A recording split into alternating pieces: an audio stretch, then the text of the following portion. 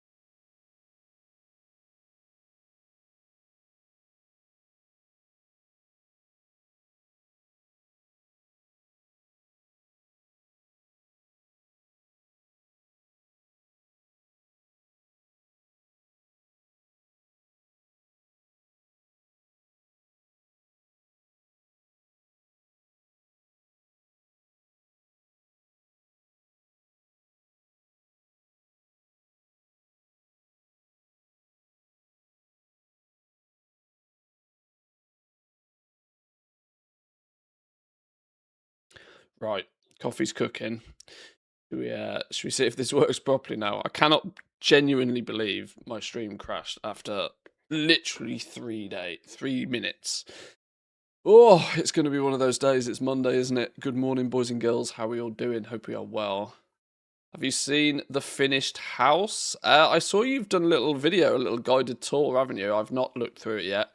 This is genuinely the first time I've turned my computer on since Friday evening. I have not had a minute over the weekend to even contemplate playing some video games. So I've definitely got a bit of catching up to do. Of course, this time of the year, you know, we're like 5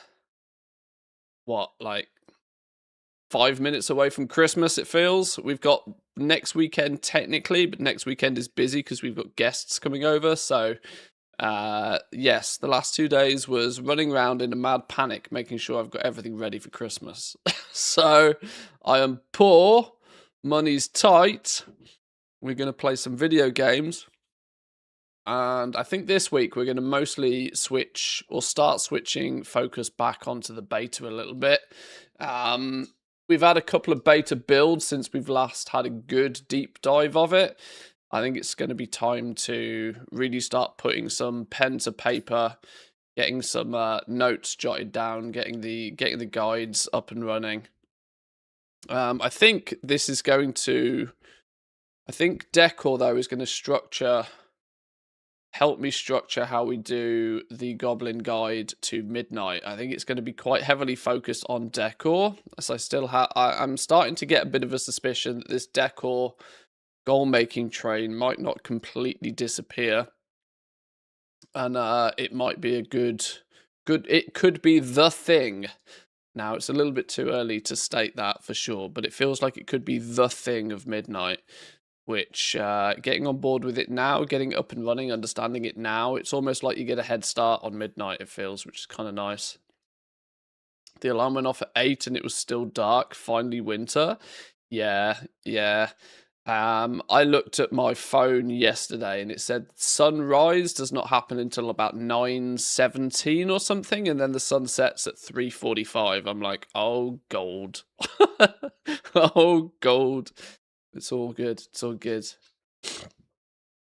Did you know you can use wrapping paper on Decor? Oh, what? So you can gift somebody a plushie? Maybe. Oh, I can give everybody a fucking beanbag chair. Ah, yes. There's the plan. That's the plan of action. How do I get rid of these beanbag chairs? I know. I'll wrap them up and put them under a tree.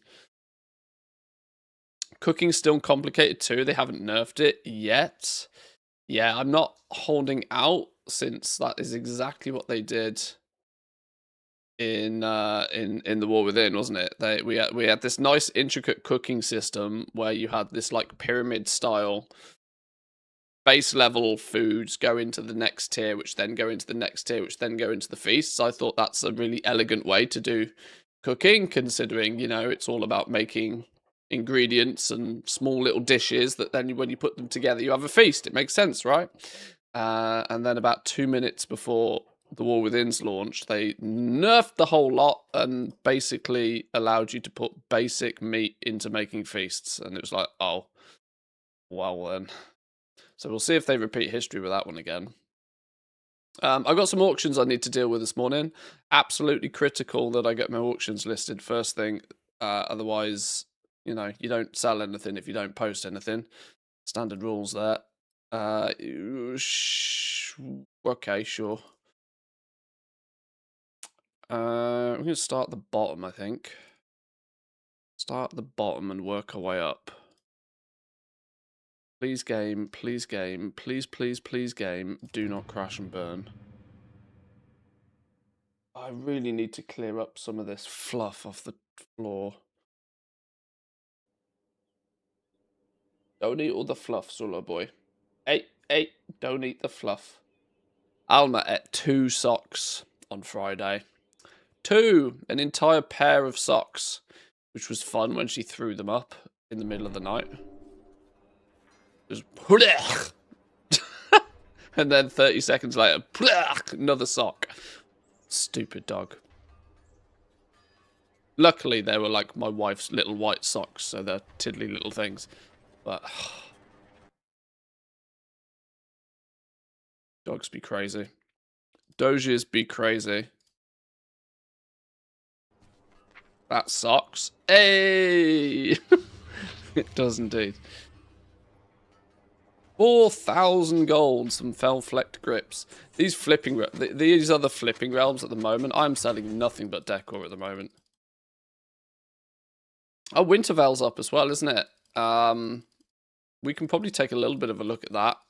I can't imagine with housing and midnight and remix and everything else going on, they've done any updates to it this year, but you never know. They might have done some in. I haven't Discord pinged either, no. Good old stream crashing within the first 2 minutes has thrown all of my schedule this morning. Good point. Well reminded, thank you.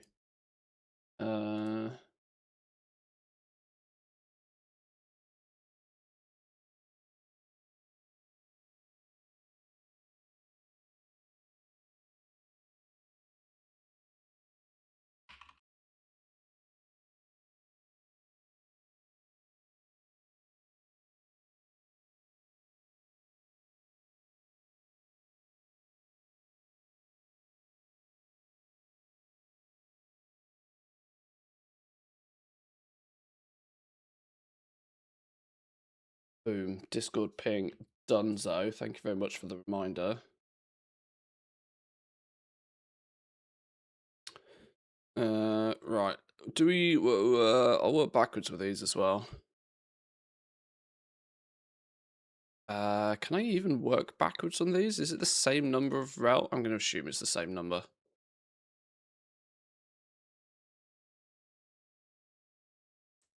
Right, loot stuff, post stuff. Loot stuff, post stuff. Loot stuff, post stuff. I had the absolutely most ridiculous mailbox opening on Friday, and I wish I'd been streaming while it happened. I did post it in the Discord in the crazy screenshots section. I sold I think it was 2.2 million gold worth of decor on a single realm without a single cancel scam. And I was like, oh my lord. That's my Christmas present sorted. That's genuinely what it felt like. Which has done wonderful things. It has meant that it's now pushed my... Tell you what I'm going to do. Put this realm on the big screen, because this is the one where we're flipping the decor. It's the more interesting one.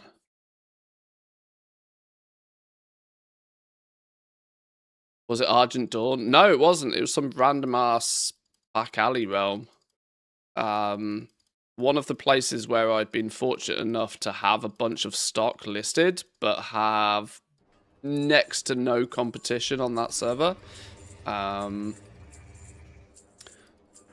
Hence the no cancel scan. Somebody or a few somebodies had strolled along and decided they wanted to pad their decor collection and dropped some serious cash wongers, which I am not going to complain about. Which, the fun fact of that is it's actually pushed my decor flipping, finally, after 4 or 5 days, into profit, which is good. So, in theory, I could not buy a single piece of decor ever again and just liquidate everything else I've got. But I'm probably not going to go that route. Because it's fun to keep flipping it. As long as the market prices hold out on it, which... They're dipping a bit, but the fact that Alemba Lumber and Shadow Moon Lumber still sits around 750 gold sale average. This said, I am starting to have a bit of a concern that TSM's data is far from reliable. A few people now, this isn't a single localized occurrence. A few people have indicated to me that they think that the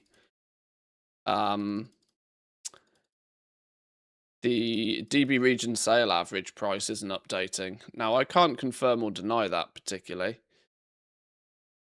because I haven't been tracking it on a granular item by item level. But the fact that my little custom price sources for all the woods are sort of changing, but not by a lot. I almost need to look at the VOD from a few days ago and see if the numbers are exactly the same. Do a side by side, because if TSM's not updating its DB region sale average price, I can't really rely on it as useful anymore. This is unfortunately a frequent occurrence with me in TSM these days. I love the add-on to bits. It's really helpful, but all too frequently I just can't rely on it.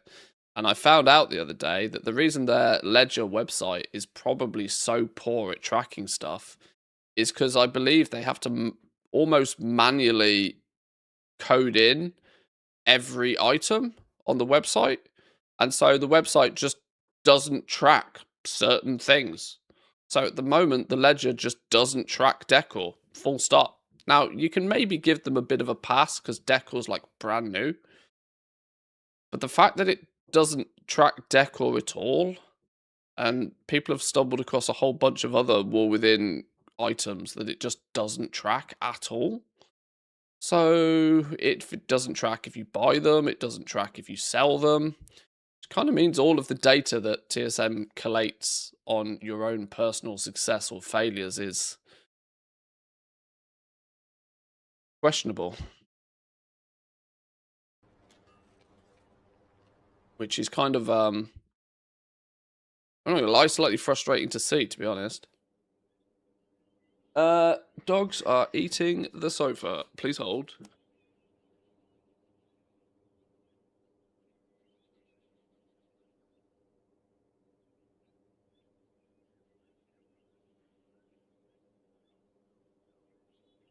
Get my daily squats. Up, on, 2.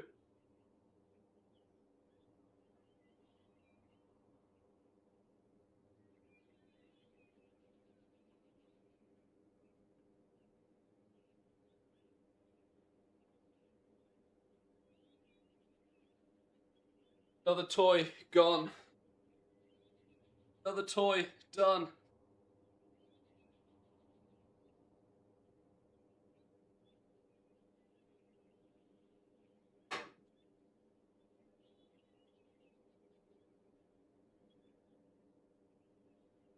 Blah. Go eat in the sofa.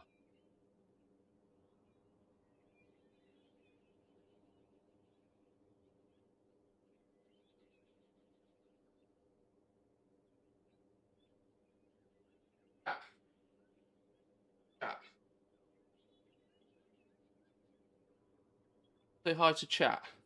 Solo's all fabulous. Got a new shiny collar on. He's all fabulous. Beautiful, eh? Mwah. Good boy.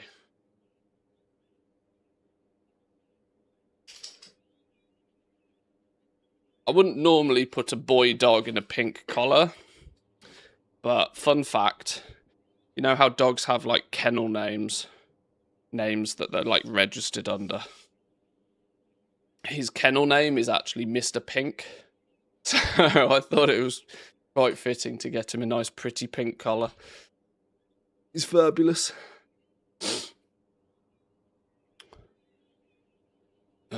Right, where are we at? Decor not being listed on this realm. I think I'll just focus on getting some relists done quickly.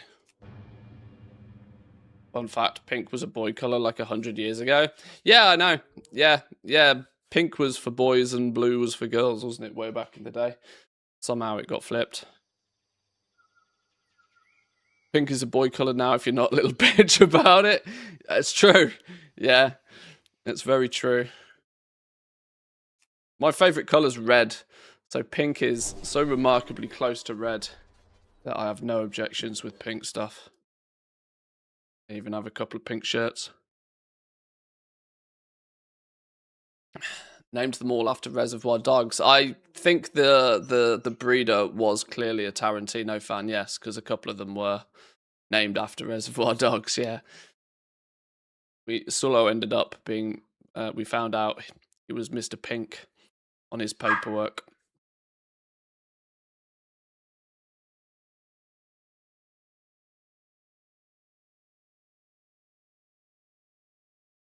Sold over here. Grim Veiled Robe. Flipping Shadowlands legendaries. We can't escape the damn things. Genuinely cannot escape the damn things.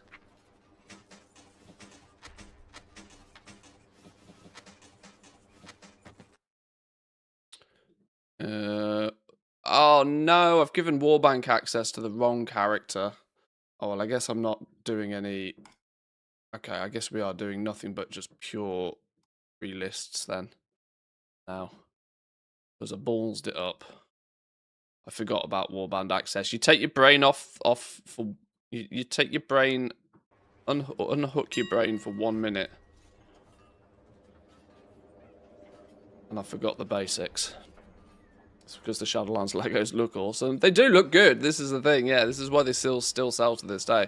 I must admit, I don't think I've crafted a single one since Shadowlands. These are just ones that I stumbled across an entire guild bank of Shadowlands legendaries. So I split them all up, sent them out, and, you know. Hang on, they're eating the sofa again. Please hold. Oi! Oi! Out! Out!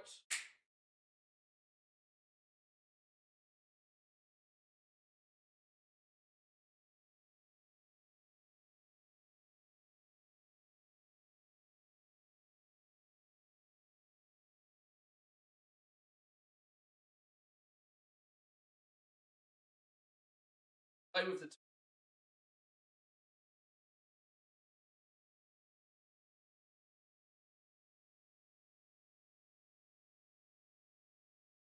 Interestingly as well, actually, talking about the warband access thing, I use a little weak aura for it right now. But of course, we're not going to be able to rely on weak auras quite so much going forward. Woo has been busy. And he's been putting together a little, I think it's called Goblin Toolbox, which is a little add-on that just does similar to, I guess the easiest way for me to describe it is it's Plumber, but for goblins. He sent me a copy of it so we can have a little bit of a look. I'll do exactly that in a bit. You just taught him how to get attention. Yeah, to chew the sofa, I know.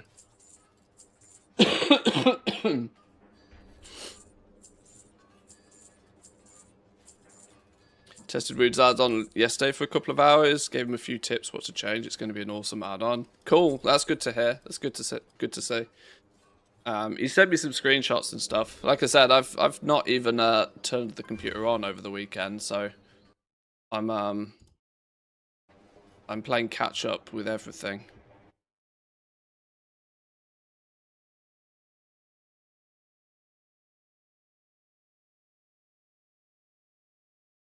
No, they're eating the sofa again. Sorry, please hold, boys and girls. I've got to address this situation. I can't have me sofa being nommed.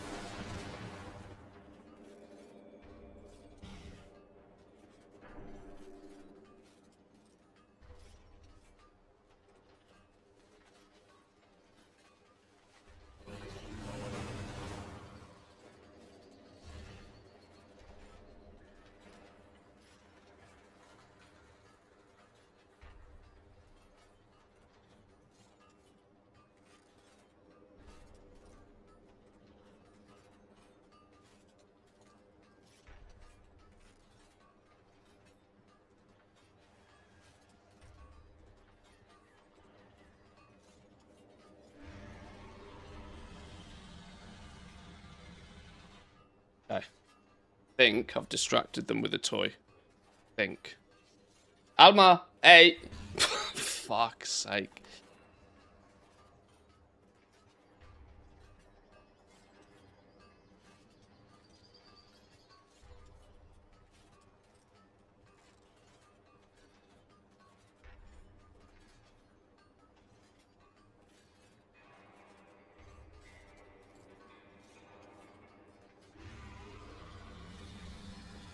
Oh, Monday, how do you love me? Spray this over with pepper spray? That's fucking mean. Might as well put the shock collars on if I'm going to do that. Holy. Did get a nice new rug, by the way, boys and girls. I don't know if you can see it. Mostly because the old one was a bit gross. We got a new rug! I had a small little skinny rug that I actually called it the bridge because it's mostly for my older dog. It's for Papal, so that she can get from the her back legs are toast, so it allows her to get from the carpeted area over there where the water bowl is to her bed more comfortably. She doesn't like the slippy floor, so I got a new little rug. So far nobody has peed on it. Famous last words, hey? Famous last words.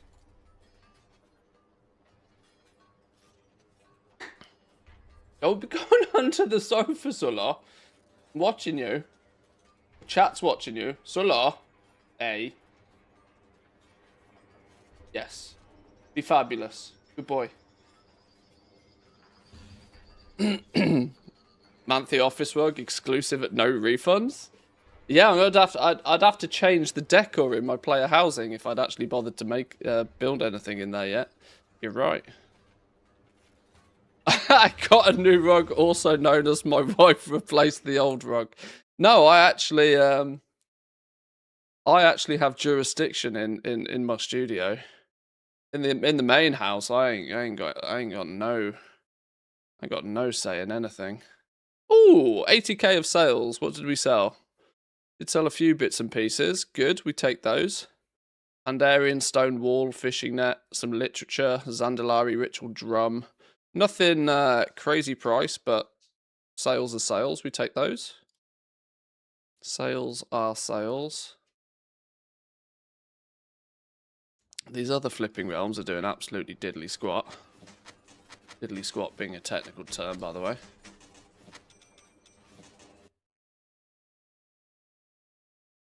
Let's get this lot relisted.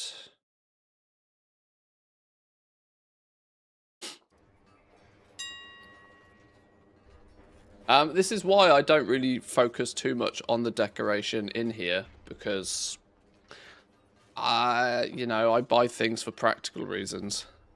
I buy a new rug because the dog doesn't like the slippy floors, and so I buy a rug so she doesn't have to walk on the slippy floors. Like, I couldn't care less if there's a rug, really. The big rug here is only here because it's soft and it's nice for the dogs to sleep on. It's easier than buying 15 dog beds.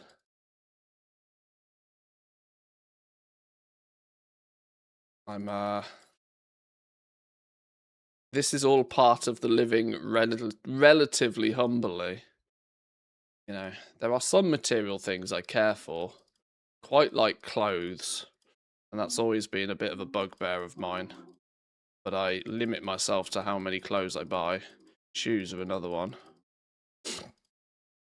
But otherwise, but plenty of things I just don't care for. Knick-knacky decorations and all this sort of stuff. It's not me. It's why I knew Decor was kind of, we'll make some gold with Decor, sure, but I knew the player housing wasn't something I was going to get super enthusiastic about.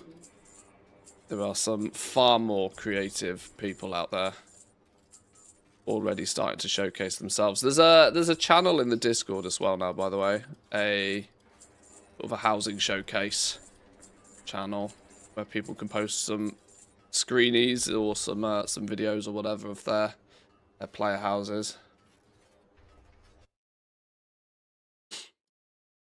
Because it was requested a few times for a place where people could showcase their actual creativity, because I have none. Okay, they are just playing now. I think I fixed it. I fixed the situation. Although that toy is looking dangerously close to sock sized.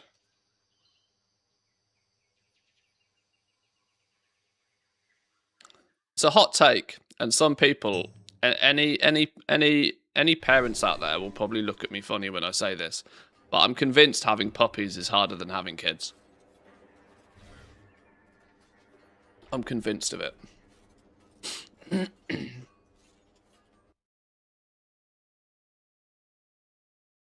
Ooh, more sales. 43,000 gold. One single Ardenweld lamppost. Well, money's money. Money is money.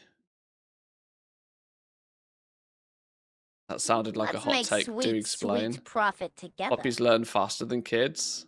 Do they fuck?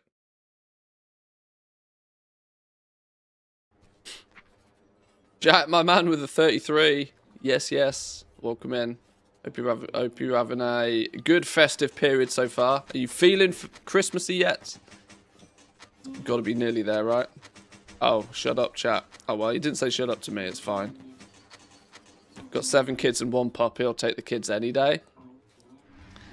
I'm convinced kids are easier than puppies. On the flip side is puppy phase lasts like 2 years max. Kids, it's like you're legally bound to them for 18 years. So, kids are more of a stamina test. That's a good way to put it. That's a good way to put it.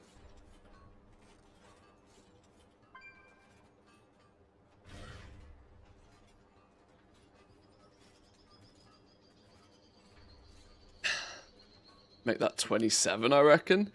If I don't have kids. But if and as and when I do, the day they hit 18, they're paying for me. I'm convinced some people only have kids so that in 18 years, they're standard of living is sorted. Well, that's, you know, that's always meant to have been the theory, hasn't it? You have kids so that they support you when you're old. Because millennials are fucked in that regard if they expect any sort of governments or pensions to look after them. We are up shit creek, boys and girls. You heard it here first.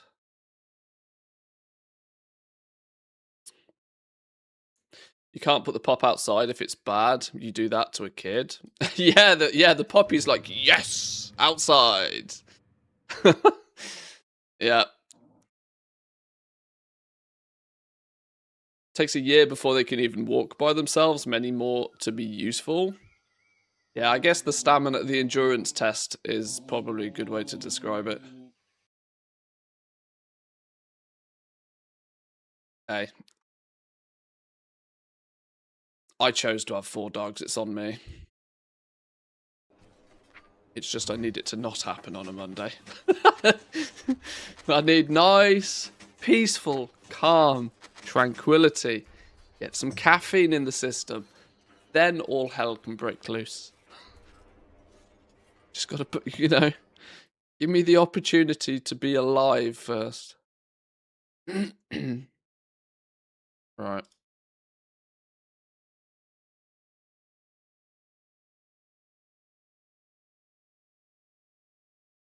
Woo, what's the woo SARS for?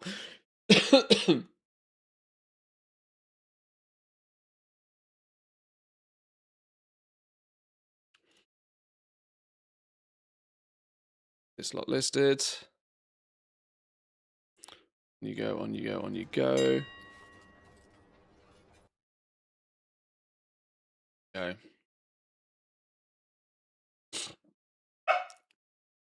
Bad Boys 2. I haven't watched, like, I don't really watch TV or films or really much at all these days.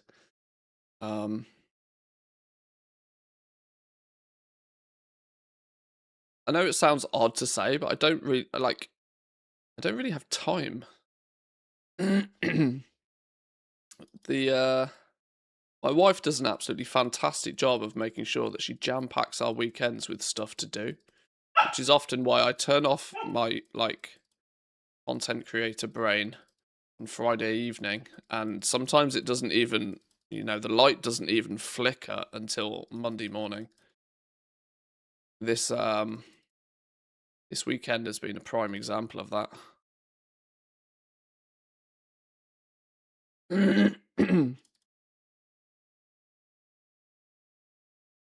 Here, 10 seconds of woosers. If I watch that, YouTube's going to copyright me, I can tell. If it's from a film.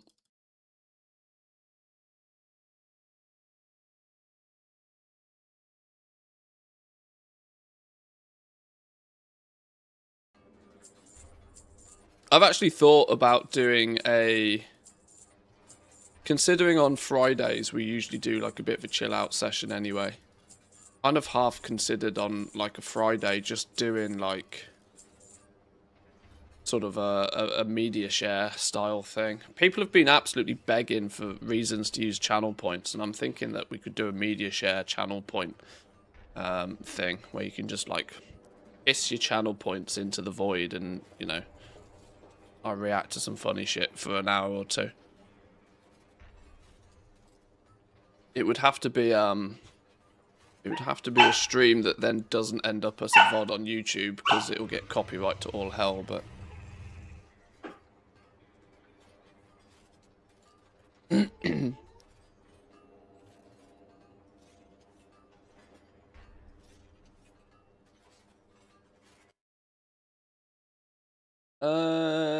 you're right.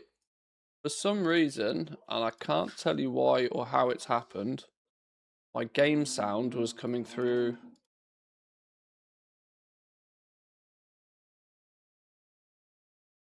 My game's okay. Yeah, you're right. There was some echoiness. Please hold. I will fix.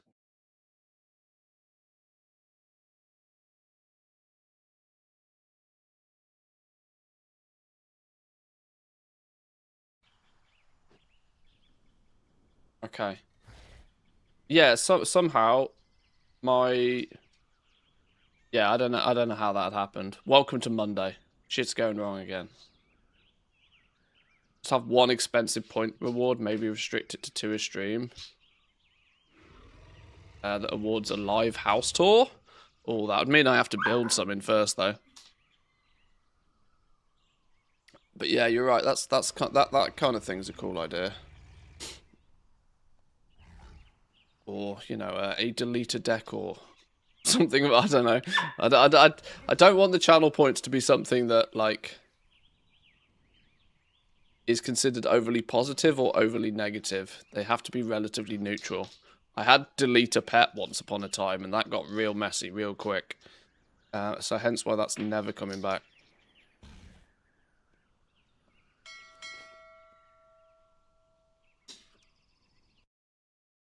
We could maybe do some cutesy ones like naming a pet and whatever, but a big one where you go see their house. Oh, that's a theory. That's a good alternative. Rename one of the dogs. I don't know if there's enough channel points for that to I know I'm quite sure there are 250,000 points. I know there is people that have easily got enough points to rename all 4 of my dogs. So that becomes dangerous. Quite funny, mind, but kind of dangerous.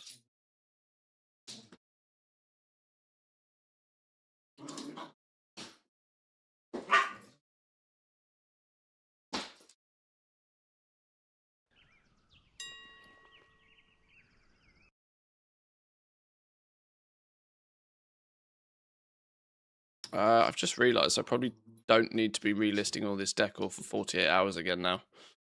Damn. Alright, well, I'll fix that tomorrow. Maybe later today, we'll see.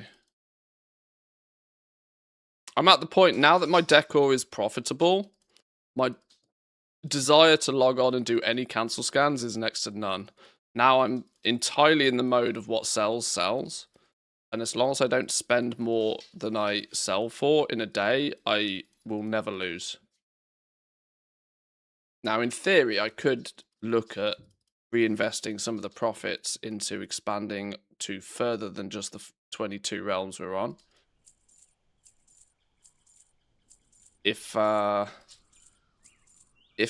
theory is to be believed that this decor system could be a bit of a win throughout most of Midnight, or at least the first season for sure.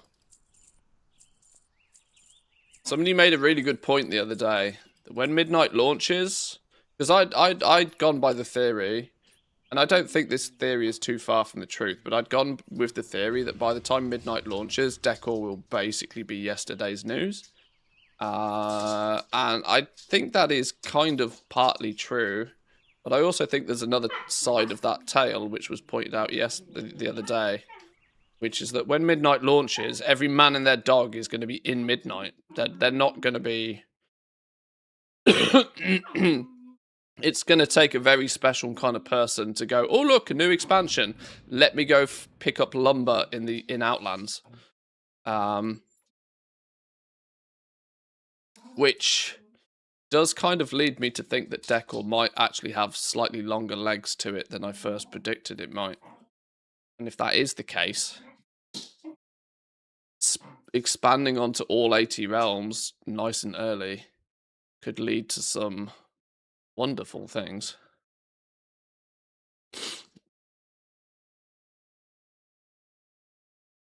Check the decor items on the beta last night with some guildies. We're going to be eating good.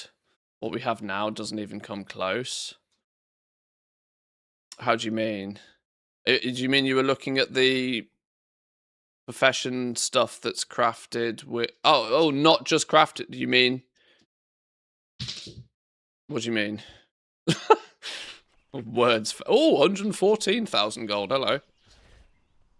Holy shit. Tapestry of the 5 flights. 112k. Go on.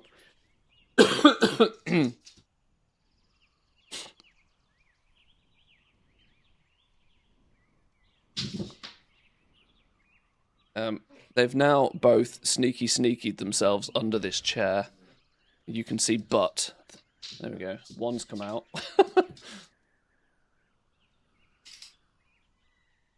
Not just crafted, but all sorts.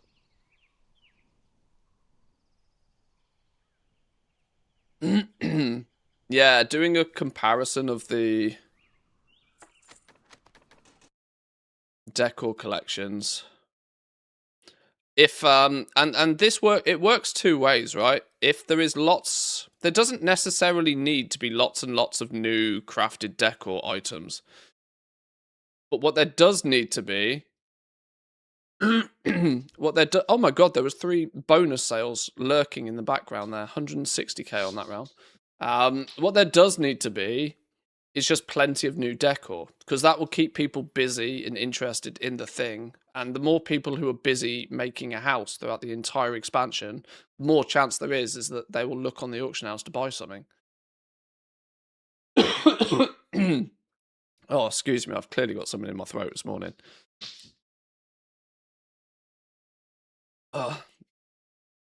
So Decor could have much longer legs than I first gave it credit for. I'm sat here watching the dog, saying to myself, I don't need a puppy for my puppy. I don't need a puppy for my puppy.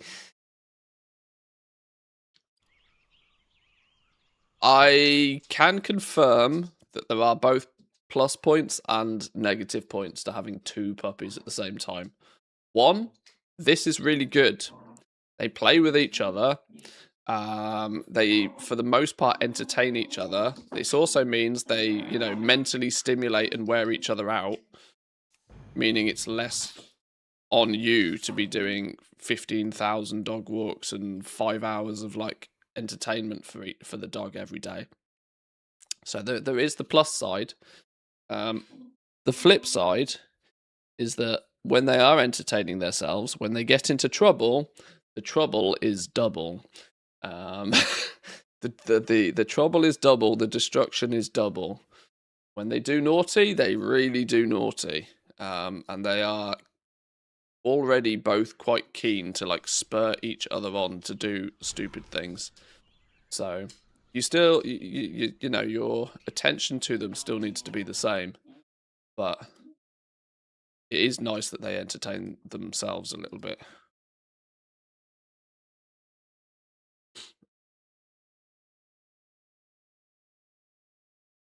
Also need more housing budget. You're at 2050 out of 2050. Is that level 5 now, is it? Is that as high as it goes for now? Are you sort of, in that regard, then capped until midnight?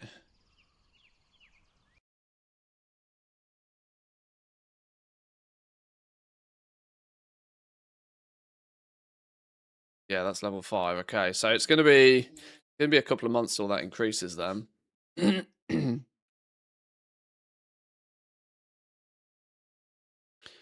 Just think that every decor item in WoW can become available for WoW. That is kind of a lot. Yeah, I mean, the assets are already there. This is why WoW has such a great advantage over other games, I think, is that the assets already exist. Sure, they probably need some tweaking and some fine-tuning, but at least they're not being completely remade from the ground up, which you would hope means that they can churn out decor at a pretty reasonable speed. I would hope to see trading post time style, or in terms of every month there is a new decor pack or something. It will it might push the collectors into an early grave, but I mean, they made their bed already by trying to collect everything in an MMO that's been around for 20 years. I don't have too much sympathy for those who complain that there is too much to collect when they're fighting for leaderboard position on Data for Azeroth. It's like, well, you signed up for it.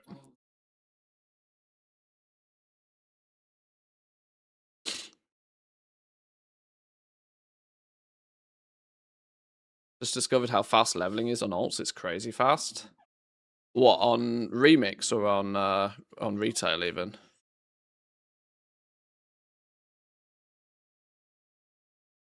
A remix, yeah. When you're fully kitted out, it is quick, yeah.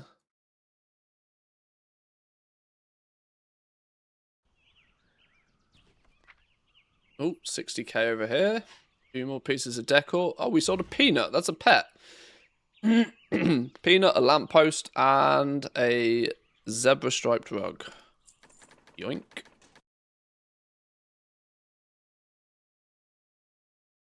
Surprise, surprise, these realms, other realms have sold fuck all. Alma! Alma! I can tell what you're doing. Please hold, boys and girls.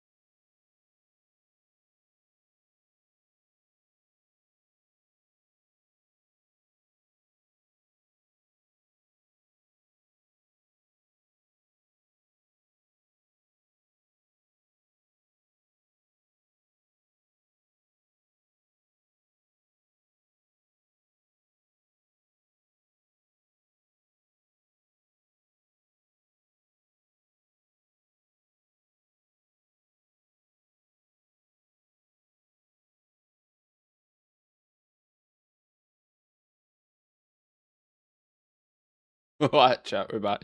So there's telltale signs a dog will give you when they're about to go bathroom, or that they need to go bathroom.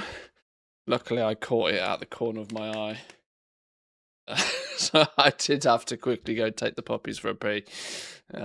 Sometimes this is what happens. This is why I kind of try to make sure that they're very well well entertained before I start the stream, because this level of chaos is exactly what we need on a Monday morning, right?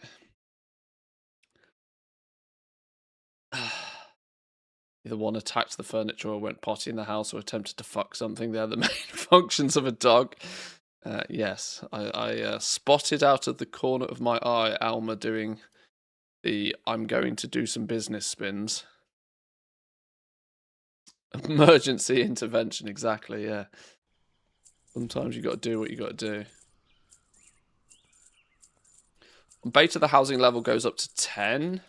Level 7 is room and decor placement budget bonuses. 3180 placement inside. 4340 placement, and level 10 is currently unknown. That's what's that? That's over double what we have right now. Well, that's kind of cool. I've seen people be able to do an awful lot with level 5. No clue what the bonus means though. I think, interestingly, I think there are some players that are more concerned with how the outside of their house looks. I've seen some incredible sort of incredible renditions of exterior decor. Way surpassed what I would have assumed. But of course, it's the outside of your house that, to some people, is more impactful, because it's what other people in your neighborhood are going to see.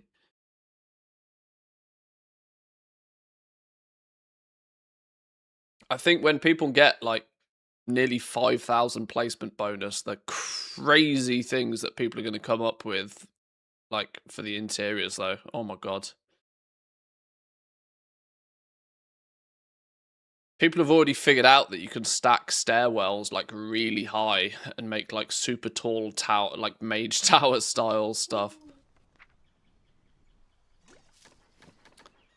Was there genuinely like no decor on that realm? That's really stinky.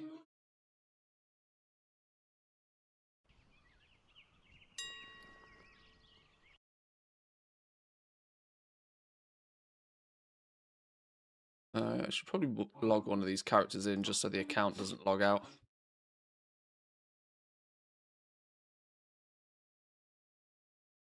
The fact that all of my like start of the War Within crafters, the ones that had one profession each and then a concentration alt, haven't been logged in so long, they've all got catch up available. That's really sad, isn't it? Really sad.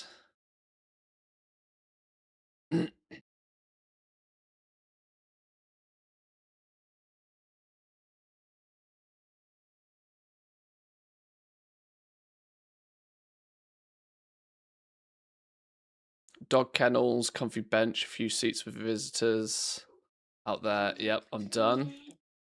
Yeah, I'm glad I stumbled across the dog kennels. I will definitely have to put at least 4 of those down. Like I said, I'm probably going to be super not creative about this. I'm probably just going to recreate the studio. Yes, it's my player housing. Maybe spend a bunch of time like recreating my streaming setup in as much detail as possible. Considering this is the area I sit like, I don't know, 10 to 12 hours a day.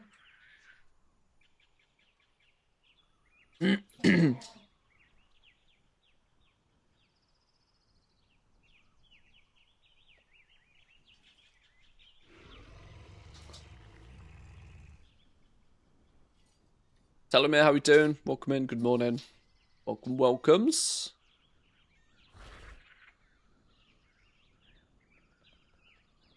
Posting. Log all of those off then.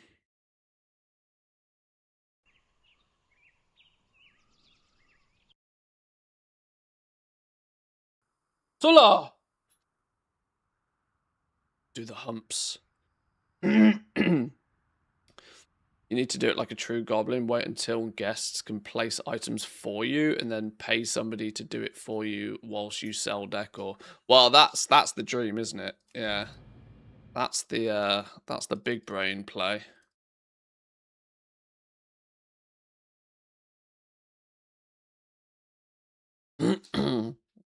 That's definitely the long-term play, isn't it? Just you know, if in doubt, get a man in, right? If in doubt, get a real man in. Channel point redeem for item placement. Twitch makes my house. Is that what we can do? Does Mantheus use Homebound? I did start using it the other day. Yeah, I've I yes is the easy answer. Yes. I did start the process of working through it, but I am big slacking on a lot of it. I didn't realize just quite how much like nitty gritty, intricate kind of like be friends with this kind of guy stuff needs to be done. I kind of went by the theory that my main character has played the game for 20 years. Surely I've done most of it, but apparently not. I've got quite a lot of work to do apparently if I want to collect all the decor stuff. No, you're right. It's a definite coming together add-on for sure. Coming together very nicely. We'll have a little look at Woo's add-on in a little bit as well. Just got to get these auctions listed first. First things Monday.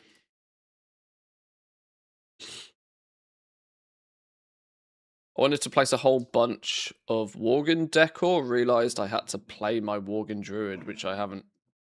Yeah. See, this is it, right? Huge amounts of stuff that has actually quite detailed requirements to unlock. It's clever though, right? This is Blizzard working smart here. They arguably, even though housing has come out now, they want people to go out and start collecting all this shit, but they also don't want it to take people 5 minutes to do. They want, you know, this is meant to be A, an evergreen feature full stop, but B, also something that shouldn't be completable in just 5 minutes.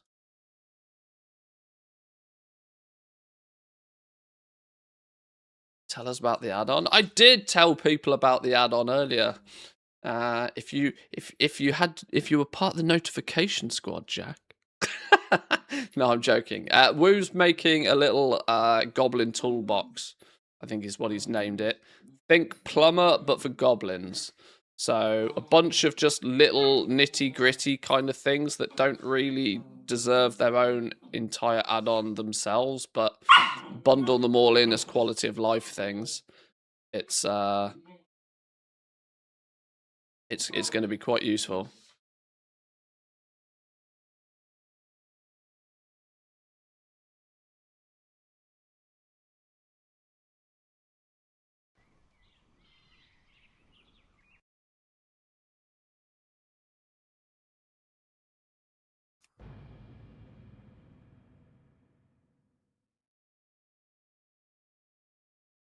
Imagine they added the ability to have a large plot that was just a community space that people could build whatever they wanted in. It seems odd that they've done neighborhoods and not done something like that, doesn't it? You would think that the concept of the neighborhoods would be that there'd be like sort of, I don't know. You could have like park areas, you know, where people within the neighborhood could build it out themselves. If somebody comes and graffitis it all and erects a massive penis in the middle of the park, then maybe they get booted from the neighborhood. Or depending on the type of neighborhood, they might, you know, climb the ranks, but depends what kind of neighborhoods you roll in. We sold something over here. Back end of that would be a total nightmare, I guess.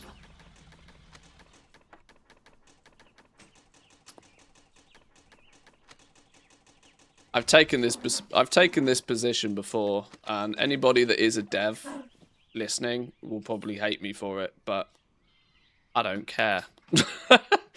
Like Blizzard and World of Warcraft is one of the most profitable games on the planet. Make it happen. You want to be market leaders, lead the market. I don't care if it's a nightmare. Do it. Don't let anybody tell you, Blizzard, that you can't do something. Especially yourself.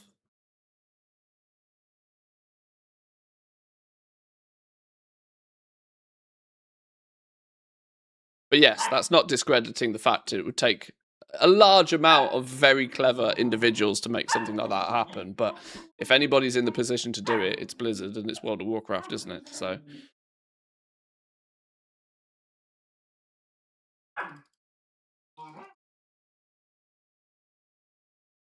Guild Bank add-on that will scan every time you open the Guild Bank and see the income and outcome per visit per day with a graph would help out a lot for raiding guilds.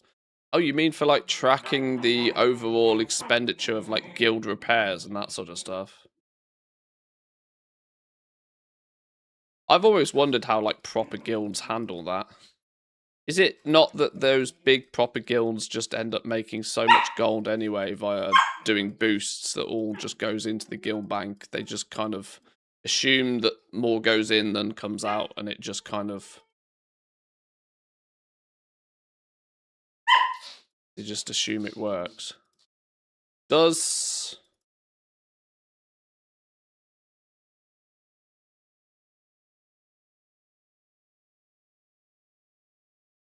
something like Journalator not track that sort of stuff, though? Or can it not track that already? There's an add-on out there, but it's shit. Can only track from visit A to visit B, but not from the whole week. I mean, I would imagine the way the guild bank works, it's considered a public storage space, so it still would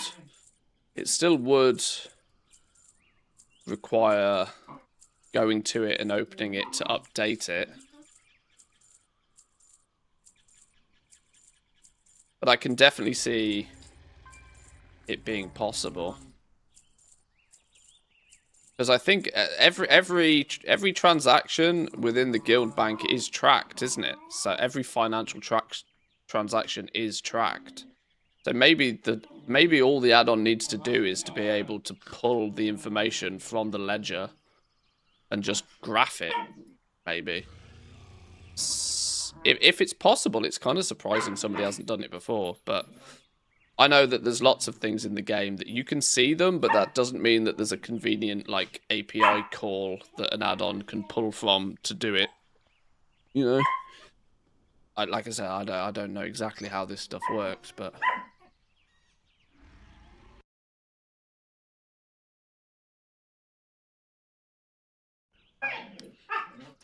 Even, I would say for the purpose of the Goblin Toolbox, a Warbank gold tracker might be more interesting, as many players sort of use the Warbank as their communal storage for gold these days, especially with, what was it, Warband Miser? If there was some sort of like clever way to, you know, borrow some influence from Warband Miser so that Goblin Toolbox in essence does the same as Warband Miser. Sorry, Warband Miser, but you know, that's a clever thought. Who would have thought it? Jack came up with a good idea. My God. Who would have thunk it?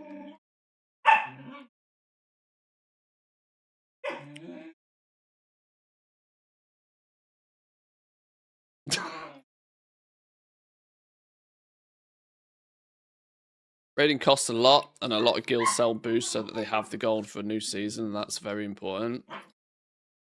Yeah, I've never really given too much thought to how these guilds really manage the finances behind the scenes. I just generally assumed it was assigned to somebody to just make sure that there's enough gold going about. and they probably just report back when more boosts need to be run.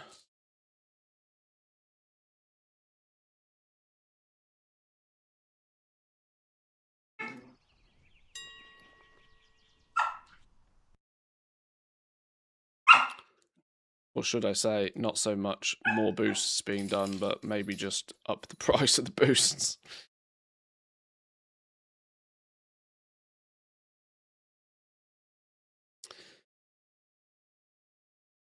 He normally just has horny ideas. Yep. That's the Jack we know and love. He thinks with both heads, as they say.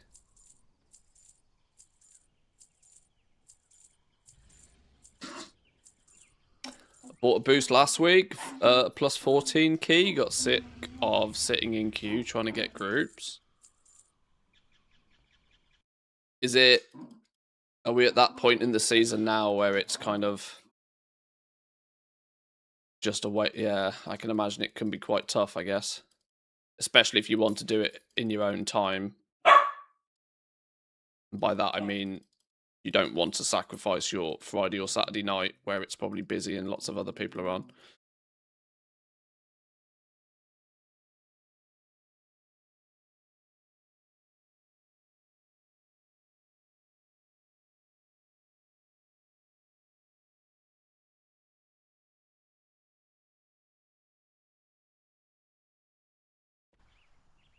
To be honest, I don't remember, 80k or something maybe.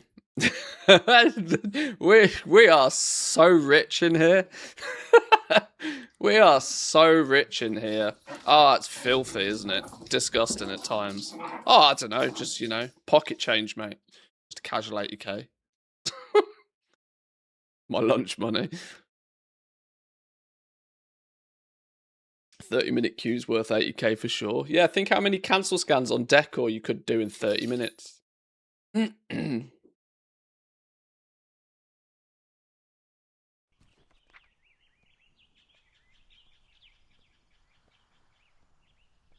Nerubian Alchemist's Retort for 5k. Glad I've sold one of those. Those have been overly sticky. Very sticky. Too many of those knocking about. Right, it's taken me a bit longer than I expected to fire through these realms. I'll try and speedrun the next few to get it done, because I want to have a look at the graph. One advantage I have is that by not playing the game for 2 days, it means I definitely haven't spent any gold. Meaning that any sale is just going towards clawing back, you know, initial upfront cost of buying a fuckload of decor. Now, I mathematically already know I'm in profit, but I'm keen to look at the numbers.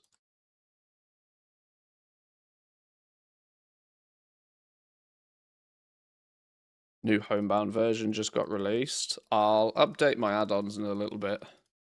That reminds me. Woo, do I have... Did you send me a...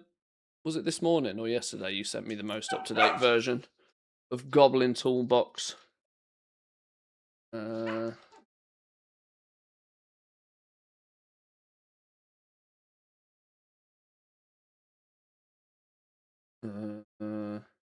Oh yeah, you sent me a version this morning.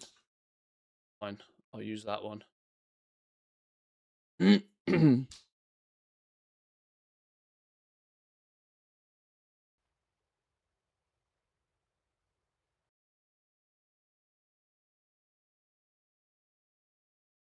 Area 52 is getting too competitive. Had to cancel scan for 4 hours to make 400k. Have you been... I mean, if you've been farming the lumber yourself, though, that's, you know, that's still good money. I mean, obviously, that's not taking into... That you know, it's 100k an hour for the cancel scan, but you didn't get the materials for free. 4 hours of cancel scanning to make 400k if you were flipping is obviously a little bit more touch and go. because you'd have paid to buy the items in the first place. But I mean, that still equates to, like, assuming you farmed your lumber at a reasonable rate, that's still a good, what? Let's say 4 hours to sell the stuff, 4 hours to farm the stuff. It's still 50k an hour, right? By the time you play it all out. 111 items. Maybe the sold stuff is in the next category.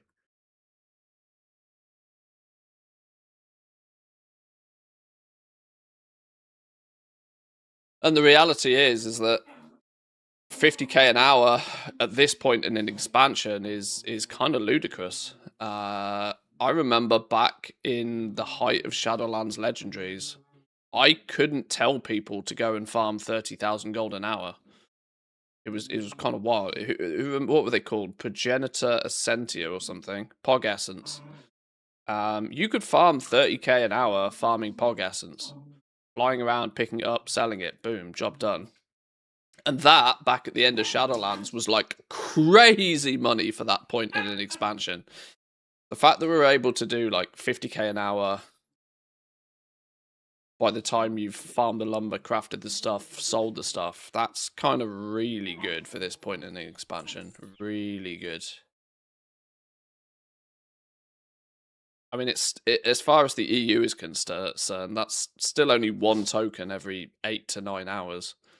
But that's still in the ballpark of what you could comfortably do in a day if you really wanted to pay for a month of game time, you know? Which is what I've always sort of found, that if you take 10% of the value of a token, that's roughly the amount that somebody's willing to, like, go out and spend some time goal making on. If you can make 10% of a token per hour, people tend to be quite happy with that. Or, well, okay, maybe happy is not the right word, but they will at least do it, right? You know, if they see the opportunity, they're likely to do it and think that it's worth doing for 10% of a token per hour. And I always think that it's got something to do with the fact that then somebody could, in theory, just like, right, okay, I've got the weekend off. I'm just going to go ham on Saturday. You know, I'll order pizza, smash it out, chat to mates on Discord. You know, just chill out on the Saturday, just get it done, get a month of game time just done, just bash it out. When it's, you know, when the gold per hour relative to the token starts to dip into the like 15, 20 hours to farm a single token, I think that's the point where most people are like, nah, fuck it, I'll just wait.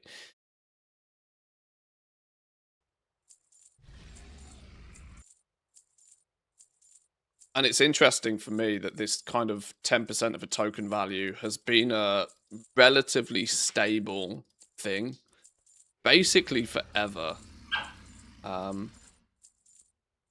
All the way through Shadowlands, Dragonflight, and the War Within. Whatever the token price is valued at, 10% of it, if you can get that per hour, you'll get farmers farming. When it starts to get less than that, you start to see less farming being done. Huge amount of Decor not being listed, actually, which is intriguing. After 2 days of not really paying attention to the market, that's starting to indicate that prices are moving. People are getting a little bit more desperate to sell their stuff. Greetings from Morocco. Welcome in.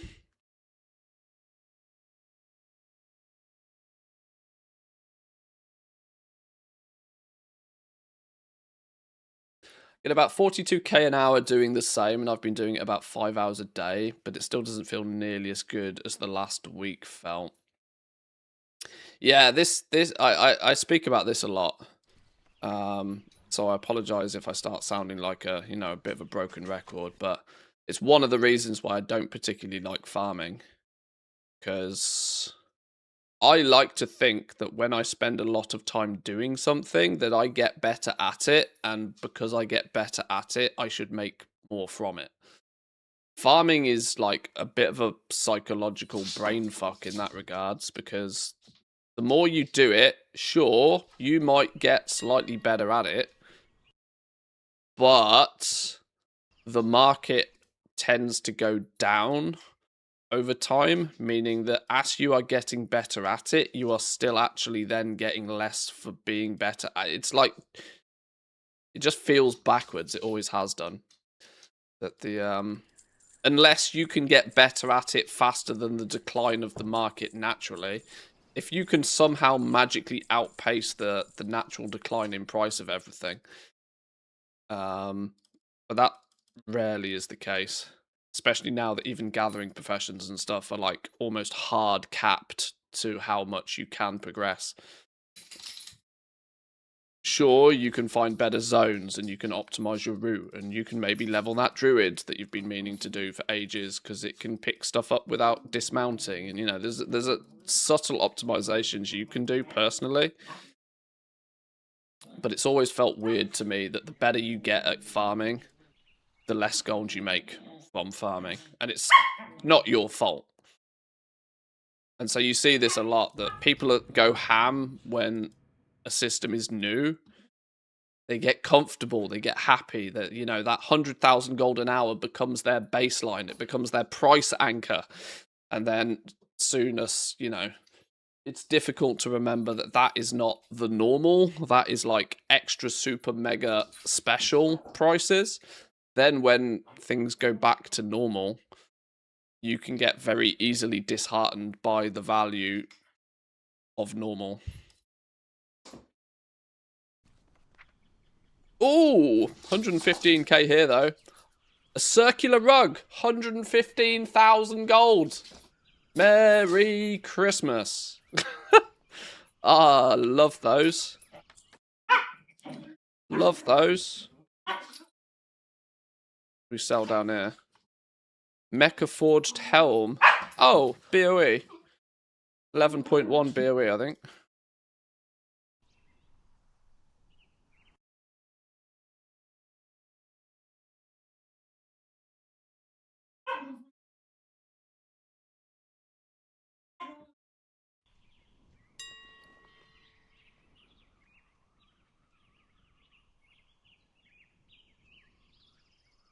Any specific professions that appear to be the destination for crafting decor? Well, early indications are just from simple numbers more than anything else. Is that inscription is a good one to. If you don't have the ability to pick up all of the professions, inscription's a good go-to, just because there's twice as many recipes.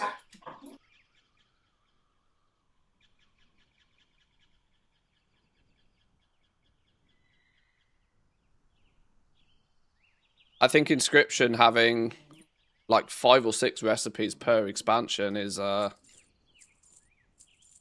there's probably enough within inscription to, you know, most people won't be able to out farm what inscription has to offer, not without putting in some serious hours. So inscription basically is like almost the same as having 2 other professions, really, in just terms of number of things that you can possibly craft. And TSM's data, I'm questioning just how frequently it's being updated at the moment. So once that looks to be a little bit more stable, we can probably take a bit of a closer look at like sale rates of certain items. But the sale rate is also difficult because you have to remember that there is 2 types of buyers at the moment that is influencing the sale rate. You have the buyers that are consuming the item because they actually want the decor item, and you've got players like me who are buying it, and actually when I buy something, I don't buy one, I buy all of them at that price in most cases, who are then taking it to other places to sell. So that, you know, that's a resale. TSM has absolutely no way of like distinguishing between a resale and a consumption sale. So it all just gets bundled in. This is why I tend to think the items that take 5, 10, 12 lumber They are showing as having quite a high sale rate. But the reason they're showing as having quite a high sale rate is because they are what everybody is crafting, because they're the cheaper and the quicker things to craft. And because everybody is doing that, the price is more competitive on it.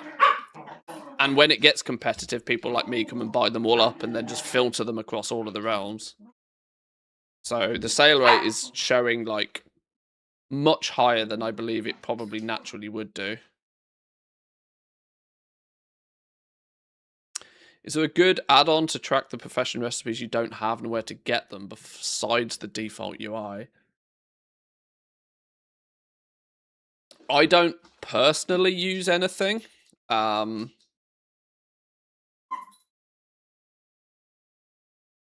I know even simple, well, even add-ons like all the things can be ticked to track recipes.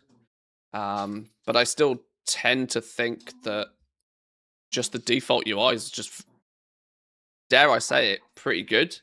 The fact it shows the unlearned stuff and it shows you where it comes from, at least roughly. It's not going to give you a step-by-step exactly how to get it, but all the things is probably the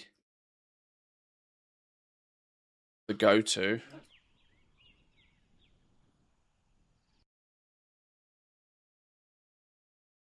And honestly, the reason I don't track, the reason I've not hunted down an add-on to do that is because most of my, I'm like 80% complete with all of the professions anyway. I'm only sniffing down the last few difficult, annoying to get recipes in a lot of my professions. Thing about Decor is that it's exactly the same as Transmog. It's Transmog for your house and the market and the auction house, and everything goldmaking related is the same. Farming for it, e.g. the lumber, selling on the auction house, realm flipping, collectionists, etc., everything. The only difference is that all of the items are new. In 6 months, only the people that are currently in Transmog market will be in the Decor market also. Content creator rarely, most never talk about it in that aspect.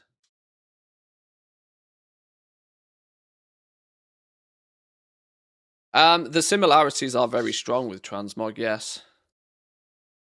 Very strong. And in fact, the reason I think it might hold its value better is because it's like Transmog Plus. It's Transmog Plus for the reason that to craft it, there's just more to it. I was talking to Wu about this. That it's just significantly more involved. If you're in the Transmog game, you're probably in 2 areas of it. You probably get pretty good at the farming. You might even go as far as to like make a speed set druid and all of that sort of business. Doggos! Hey, come on, relax now. You're meant to be chilling. It's chill time. You often get very good at the farming of it. A lot of people enjoy spending a lot of time speed running the dungeons, trying to get that sort of like loot appraiser value as high as they possibly can.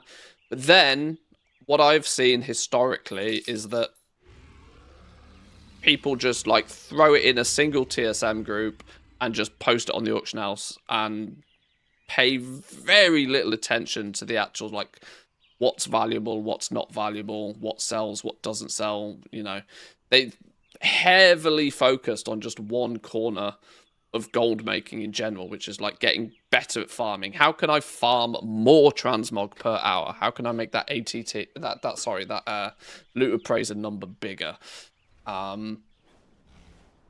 Decor, where it's really interesting for me, is it kind of forces players to be at least reasonably good at all 3 areas of like being a goblin. The goblin skills. You have to get reasonably good at farming because you have to collect the wood yourself. You can't buy the wood. There's no way to shortcut that. So you have to start getting reasonably good at farming, whether you like it or not.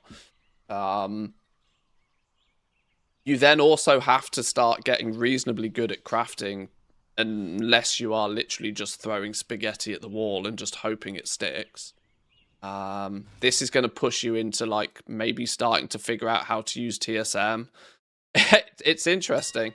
The TSM support channel is far more vibrant all of a sudden, and it's a clear indication to me that huge amounts of people are picking up TSM and trying to figure out how the fucking hell this machine works.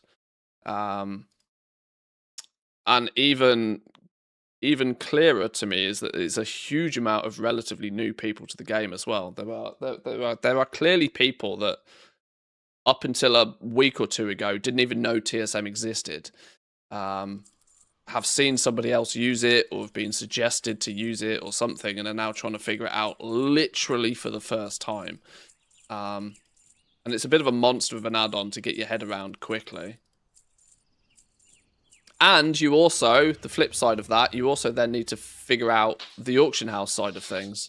How to actually go about selling those crafted goods. You kind of have to... Decor kind of pushes you into being a jack of all trades to a degree. You kind of have to be at least semi-efficient at both the farming, the crafting, and the selling. Whereas most other gold-making activities allows you to be lazy in at least one of those three areas. You can be very proficient at crafting, but you don't have to farm anything. The shortcut there is that you just buy the mats off the auction house and you focus more on getting the mats cheap. So you can ignore the farming side of things there, but obviously then if you're crafting in bulk, you have to get pretty good at then selling it as well. So you become proficient in two areas at least.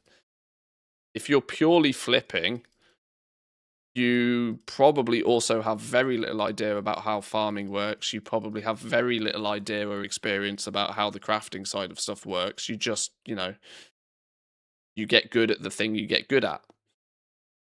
Decor pushes you into having to do all three aspects of it,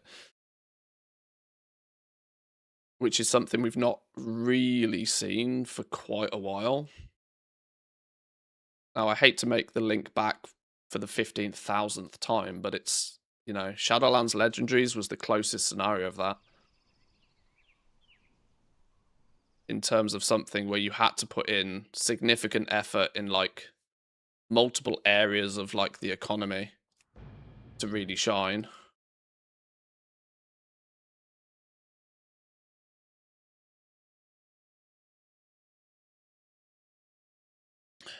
When you have all three, it's crazy profitable. So far, with just the Dragonflight recipes, I've done 11 mil. Likely there'll be the same rush on Midnight recipes. And way less people crafting them. Ooh. I would definitely have a good discussion with you on that statement. I'm not convinced there'll be... I'm... Every man and their dog is going to be in Midnight. And every single person is going to be running around with an axe in their pocket. I don't think Midnight Lumber is going to see any sort of shortage in any way, shape, or form. And I think the competition to sell the Midnight recipes is actually going to be stronger than we've seen with any Decor item. But once again, that's just an equivalent but slightly opposite opinion right now because we have no idea how it's actually going to play out.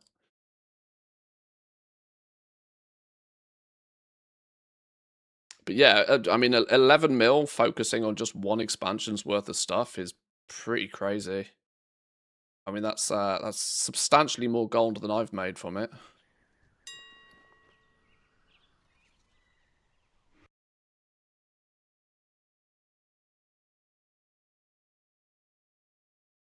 And this is where Decor's good, because it is kind of broad. And you can either take the broad strokes approach, where you maybe just pick one profession, and then craft a bit of everything that profession has to offer, which will force you into farming in every single zone. So at least it keeps the farming slightly less monotonous, because you can do an hour in each expansion. Even doing 1 hour in each expansion is like 11 hours of farming, which is more than enough for a lot of people. Most people.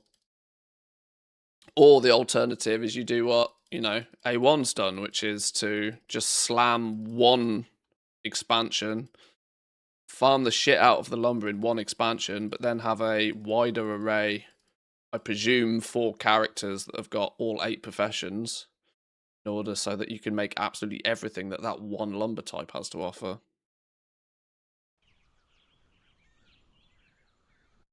Or you can ignore all of that and just flip it. So that requires you to have quite the pile of gold to start with.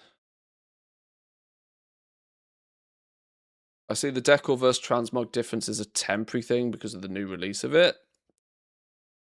I'm not considering the Transmog farmers as the goal maker unless they have some concept of their auction house operation, at which point the two things is the same. It's in the middle of midnight, but I'm not sure. As you say, it will go down in price in general, and just the Transmog whales will remain in the market. Interest always, subsides after a while. And like I mentioned earlier, 100,000 gold an hour by farming lumber and crafting a few bits and throwing it up on the auction house is anything from normal. That is an extremely high bar, and people who are just jumping on it have no reason to believe that it is a high bar. They just think that, oh, this lumber farming business is cool. So when it goes down to like 30, 40,000 gold an hour, it will, like everything, it will get rid of the flavor of the month farmers, at least, for sure.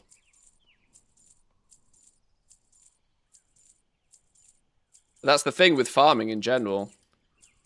Your prerogative, your goal, it is your job as the farmer to farm the thing that makes you the most gold per hour. It's why there's so much focus on, like, clickbait YouTube videos.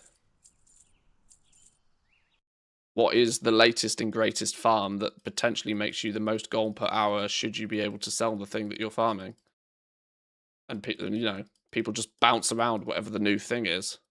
That doesn't mean that there's no value in the older stuff. And actually, if there are people that just want to make a bit of gold quickly, a very common thing to do is to just pick a student albatross video from 6 months ago and do whatever he says in that video. Because you can bet your ass that the vast majority of people will have moved on to something newer and shinier and will have probably left a market wide open.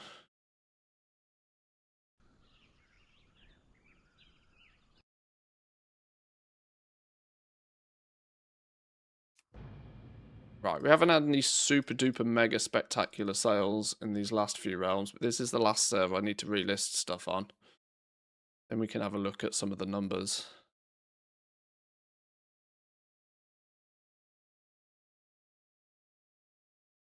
The people who aren't regular season farmers will be starting to fall. I never want to see another tree in my life by now. yeah, I mean, I hit that threshold within about 2 days.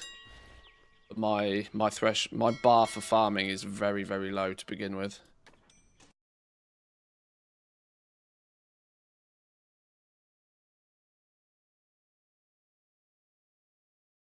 Oh, I thought that was a big sale. It's not. Okay, nothing particularly special or fancy off these last few realms. That's fine. Not every realm needs to be tens of hundreds of thousands of gold. That would be nice if it was. I did 1 day with 5 druids and then noped out so hard. So you're doing better than me.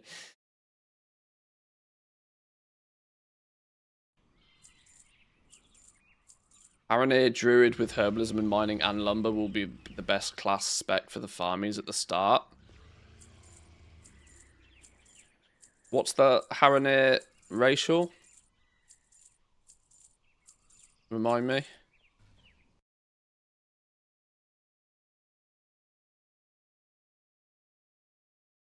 Do I get better sales on the low pop realms? Far less frequent sales, but much spicier sales, yes.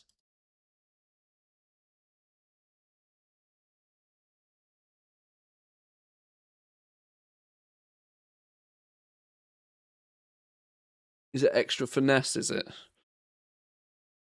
Okay. One with nature. Increases herbalism skill by 5 and increases finesse by 10. Okay. I was thinking about that. I came up with a bit of a conclusion for herbing and mining alts. One of them you are probably going to want to spec into just picking up more higher quality herbs. The other one you're going to want to spec into moats, and I can't remember which way round I was looking at it. I think this theory was based on prospecting a little bit. I was thinking that the thorium ore from mining is likely to be not nullstone level expensive, but it could definitely be expensive. So much so that you might want to focus your miner into getting as much of that as possible. That leaves your herbalism character open to maybe not focus on getting the highest quality herbs, but to be your moat profession. The one that focuses on your overloading and getting most possible moats. Was kind of the direction I considered for the herbalist and mining characters. But you could equally flip that if you wanted to. If you're getting bonus herbalism skill and extra finesse, 10 finesse though, is 10 finesse in the grand scheme of things going to really make any difference? Depends just what the numbers end up on the profession tools, doesn't it really? I guess we will have to see.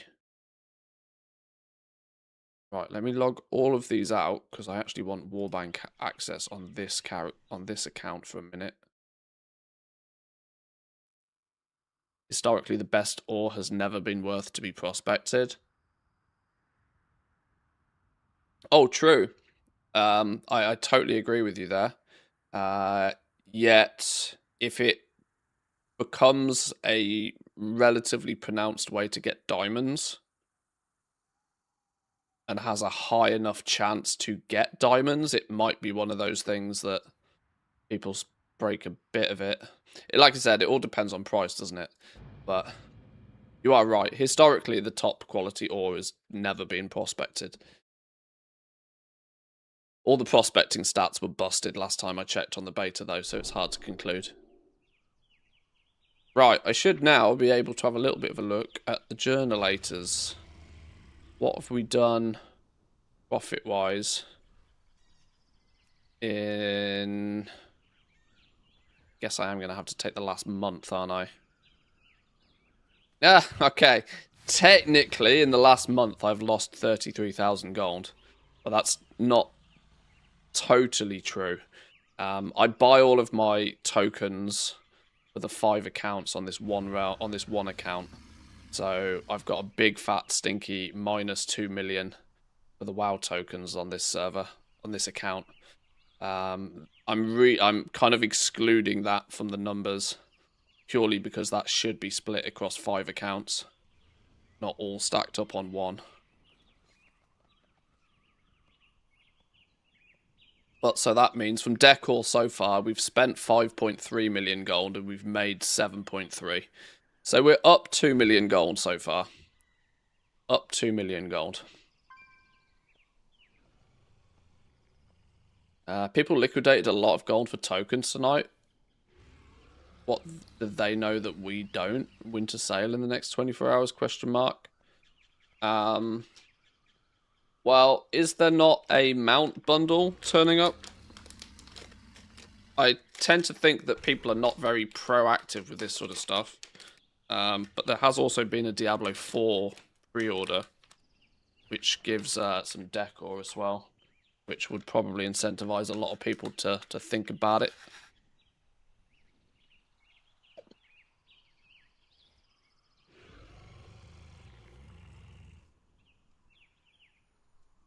So how much did we pull out the mailbox? Okay, there's probably a little bit more than that.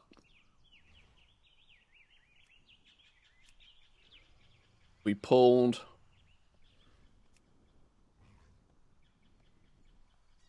500k, 500,000 in sales. 500,000 in sales. Does that really add up to 500,000? This is why lots of little small stuff really does add up. You don't need huge amounts of big... Wow, somebody did actually come along and buy a whole bunch of stuff from me.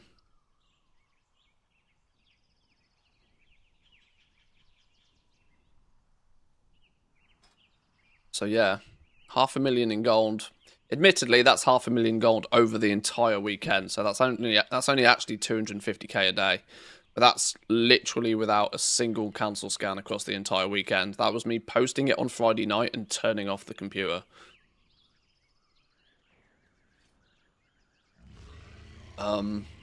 So 500k across 2 days without actually even logging into the game. I'll take that. I'll take that.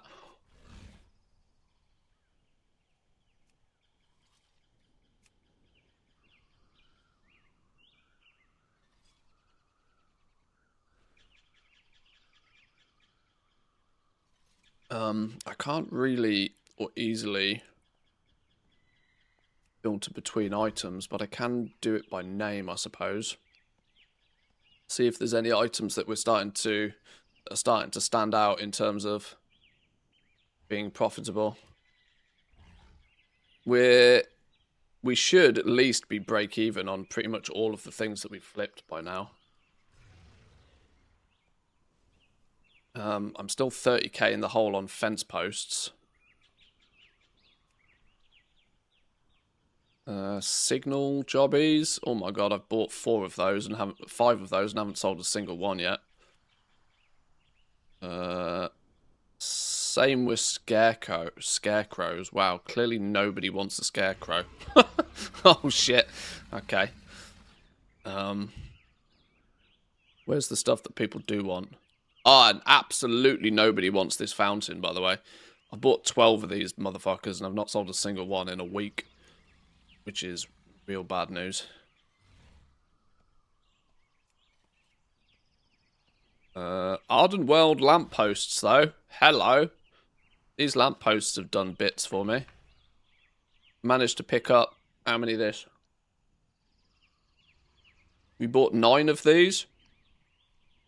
And we've already sold 6 of them.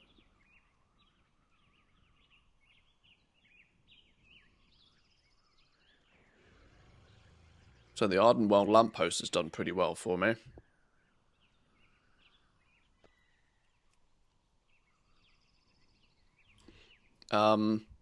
Whoa, hello. This is what happens when you take these to the smaller realms. Smaller realms that clearly don't have many people posting on the auction house. What's this? We bought 6 of these rugs in total. We bought 6 of them pretty much all at the exact same time, actually, by the looks of things. And I've then been selling them out at 120k a piece. 120k a piece before auction house cut. And I've actually managed to sell 3 of them. That's pretty surprising. Soul chair. Entirely backed up by one big boy sale. 86k on these. But it's covered the cost of all of the others already. I'm not sure I should be sharing all of this information. This is kind of the good shit I should be keeping to myself, isn't it? Bejeweled Venthyr Chalice. Bought a lot of these, but have so far sold a handful. Bought 13 and sold 5, which is not incredible flip value on these. But the fact that I was able to buy them cheap enough has meant that I've covered the cost of all of what I bought at least.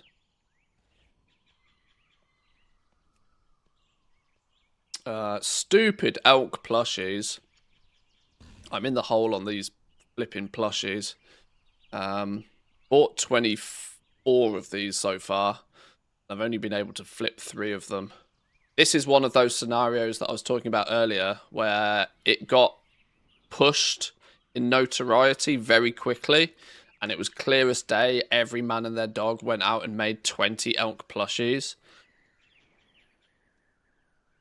And most people didn't realise that the sale rate on these was probably defined pretty aggressively by people like me that came along and bought 20 to take them everywhere else, not to take 20 because they wanted a room of plushies.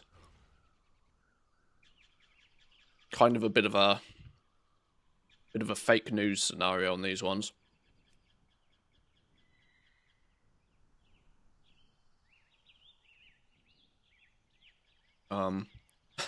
That said, I've done much better with the Raptor plushie.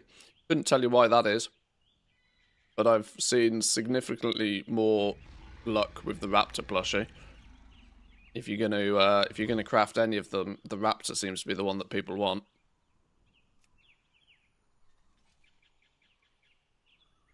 Blackrock lampposts. Bought 4, sold 3. Enough profit in the 2 that we sold to cover the cost of the others, I think. There or thereabouts. Yeah. Buying for 15, selling for 30. It's a double your money situation. Morales bookshelves. We've only sold 2 so far. Doesn't give huge results back, but something nonetheless. Borealis bottle lamps. These were really cheap. I picked up a huge of these really cheap. You know, picking them up for less than 2,000 gold a piece. You only need to sell 1 at 10k, which is already, you know, 10k to most people is like, sure, yeah, I'll just buy it if I want it kind of thing. And it's clear that the cheaper stuff does have a good sale rate, maybe for good reason. As long as it is something that people do actually seem to want to consume.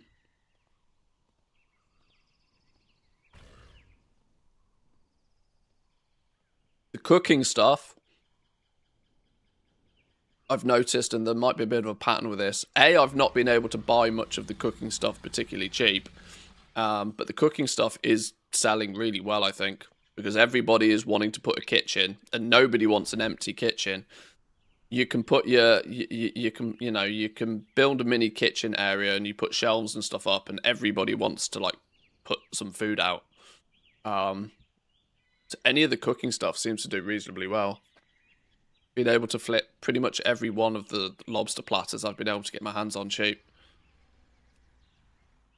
Hot tubs, bought 2, sold 2. Doubled the money on them, can't argue. These stupid grinders.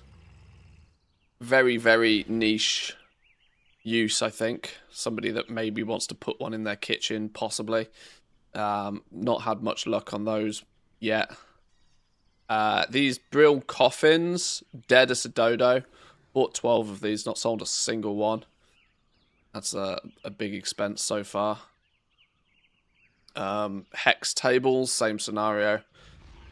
Admittedly, well, my TSM only seems to track the purchase of 5 of these. I've actually bought 10 of these. So I might have bought some of these on another account. I'm not going to look too deep into things that I don't have many of. Dalaran auto hammers. Bought 3 for 27,000 gold. Sold 1 of them for 120k.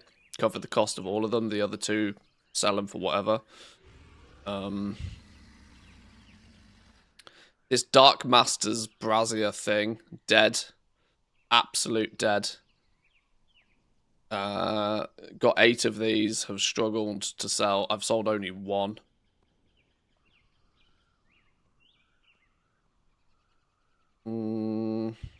Bookcases. Haven't been able to get enough cheaply, really.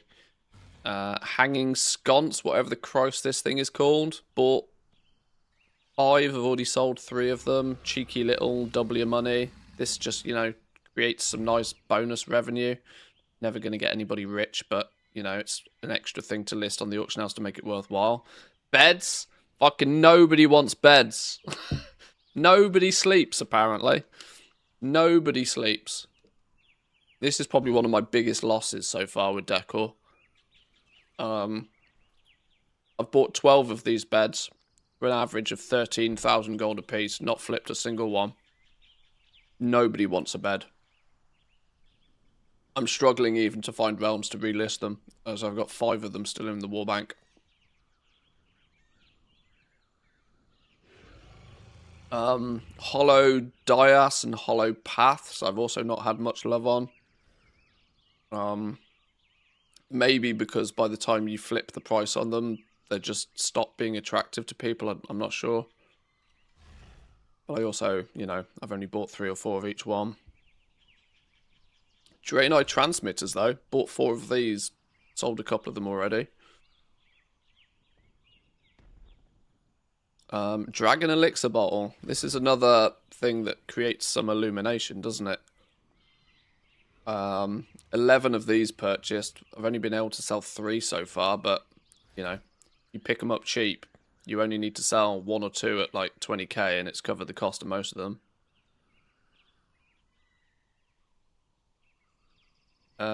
This thing is fucking dead. The Drust Enchanter's Rod. Nobody's really found much of a clever way to utilize these. 15 of these motherfuckers. And I've only sold 1 so far. Big loss on these. But it's one of those, you win some, you lose some. Elder's Rise Rug.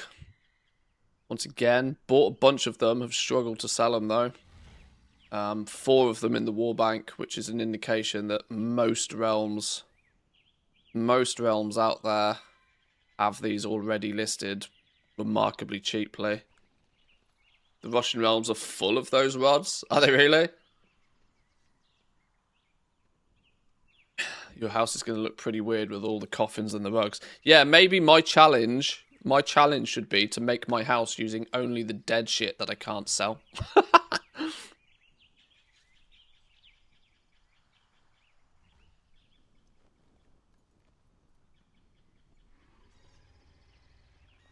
Failed detection pylons, also can't seem to flip these particularly well.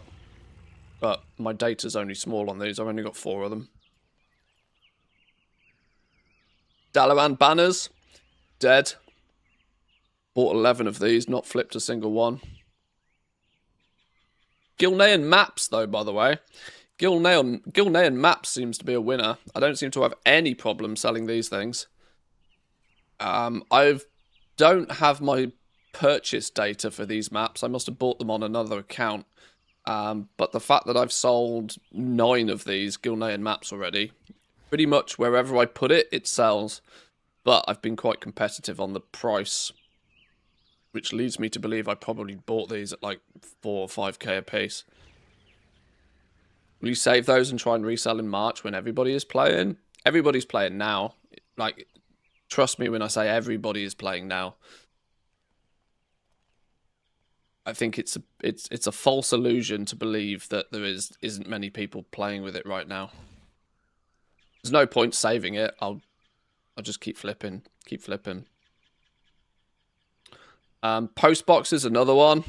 I spent way too much on these post boxes. My hope, my hope, and I'm praying that they retrofit the post boxes to actually work as post boxes.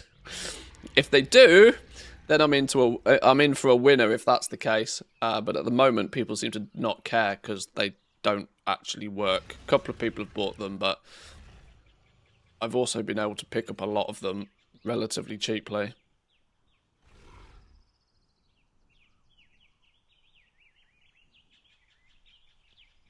Only people in my guild haven't bought Midnight yet. That doesn't stop you being able to like collect your decor and stuff though, and you know, work on it. The only thing you can't actually do is physically build your house right now.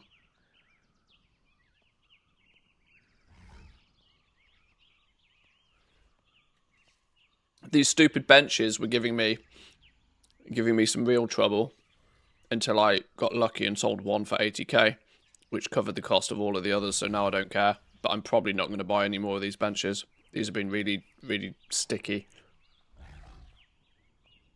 Half-hill cook pots. I'm telling you, kitchens. Kitchen stuff, if it goes in a kitchen, piss easy to sell, mate.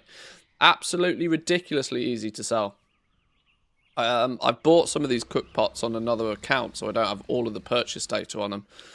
But I've been buying these cook pots whenever I see them under like 20k. And wherever I put them, boom, 50k, boom, out the door. Generally speaking, anything that seems to go anywhere near a kitchen, I've done really well on. Both food items, like kitcheny kind of looking stuff. Can't sell one of the cook pots on my realm to save my life. Got 5 of them sitting there. Well, if you post them at less than, I don't know, you post them at anywhere between 12 and 15,000 gold, you'll sell them instantly, because I'll probably end up hoovering them up off you if you really need them. But I've had some great success selling these cook pots. Once again, Hungry Humans platters. Anything like food related, kitchen related, I've done quite well on. I was lucky I was able to grab a whole bunch of them. Somebody clearly mass produced a bunch of them and threw them up on there. Hoovered up a bunch of them at like 5k a piece and have been able to, you know, sell a few out already.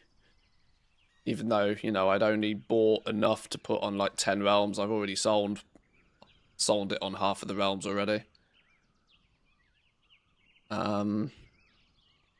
Ice Crown Plague Canister, one good sale doesn't really determine a good market. It was a big enough sale though to cover the cost, but it's another one I probably might not really buy much more of. Unless it's like stupid cheap. Joy Buzz Joyful Wall of Trains. I sold one for 130k, but that probably is once again not really a great indicator of a good market. I think I just got lucky. Beds, nobody wants beds. Luckily I got one sale on a bed, but generally speaking nobody wants the beds. Stupid anima barrels. This one's a funny one. I've like, considering how cheap I've been able to get these anima barrels and considering what they actually are, it's just a little barrel. I've been amazed that I've actually been able to sell them, and then not only sell them, but some pretty spicy prices on these as well. Like 80k, 70k for a barrel is kind of crazy, but you know, if people want to pay it, then it's there. Was quite surprised. I thought paying nearly 10k for these barrels was going to bite me in the ass, but turned out it's been alright so far.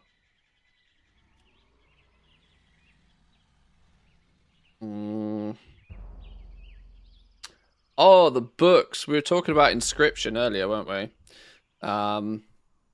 I've been able to get a lot of these literature books relatively cheap, but I have been struggling to sell them. I've picked up some of them, but I've only got like 3 sales of these like books.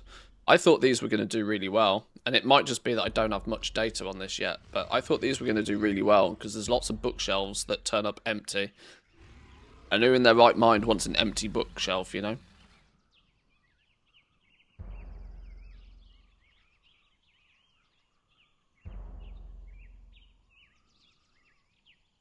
Bookcases seem to sell very well. Yeah, that's kind of why I thought the literature would do well as well.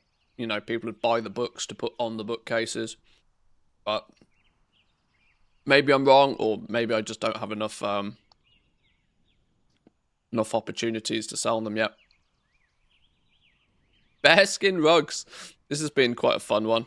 You're never going to sell these for a huge amount, but I've found enough places to be able to list them where I'm at least doubling my money. I've been at least doubling my money on the bearskin rugs. Nothing fantastic though. Technically I'm up. I bought 13 of them and I've sold 9 of them already. An item that actually found cheap enough, I probably wouldn't object to buying more of. I could quite happily have a bearskin rug on every realm, I think, and be quite confident that I'd flip it for more than I buy it.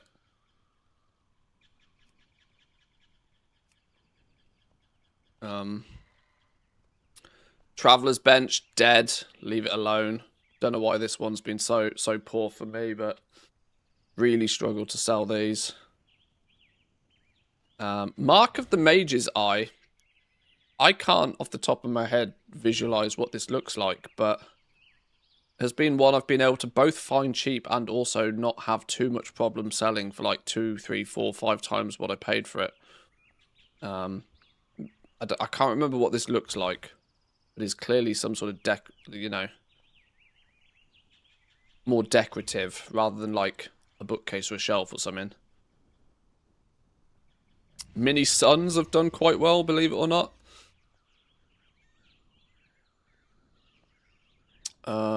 Nerubian Alchemist's Retort. These are an interesting one. I have way too many of these, and I'm really struggling to find realms that aren't fully saturated with these. But at the same time, I can sell them for 5k all day long. So if you, once again, it's one of those that's not going to make anybody super duper rich, but picking these up on the super cheap realms as just, and then sending one to every realm you have a character on can be just trickle revenue, you know? 2k here, 2k there to buy them, sell them out for between 5 to 10k. It's that cheeky little flip that doesn't make a huge impact by itself, but when you do those cheeky little flips 50 times a day, it starts to add up really quickly. But you'd be absolutely mental to go out and start farming the lumber to craft these things, because the time it would take you to get the lumber to then only sell it for 1600 gold is just completely not worth it. But from a flipping perspective, there's opportunities here. If you can buy something and flip it for less than 10k and still like make it worth doing, then do that 20 times a day, and it's cash money, isn't it? Where did we get to? Octagonal windows, dead. Not sold a single one of those yet. Cauldrons, I can't seem to sell, weirdly, even though the half-hill cookpot is, like, popping off. Pandarian Alchemist Retort. Same scenario again. Cheap enough to make that you can often find them on the cheaper realms. Sold one for as high as 38k, that's crazy. Pandarian Fishing Net. I wonder if Drizzling Rose has got anything to do with this, but Pandarian stuff, I have both found quite a lot of it cheap, and I've also had not really much problem selling it out either. I guess, interestingly, the Pandarian style is one of the more fleshed out sort of, what would you say, like decor styles.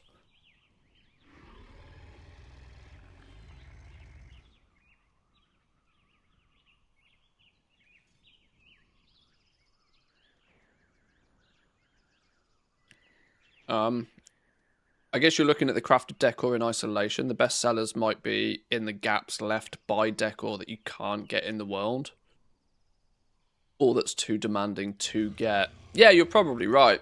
Yeah, it's probably not too much to do with the style of it, but if there's no good bookcase or something that you can just go and buy from a vendor, maybe that pushes more people to the auction house to buy stuff.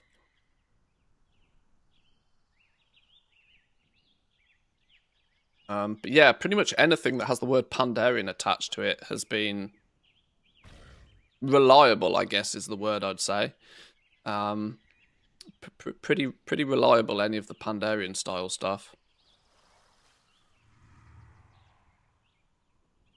Firewood glass bottles. Are these not? Is this not the one that can be used outside? I've not found enough of these cheap to actually have many of these, but I think this is the one that can be used outside.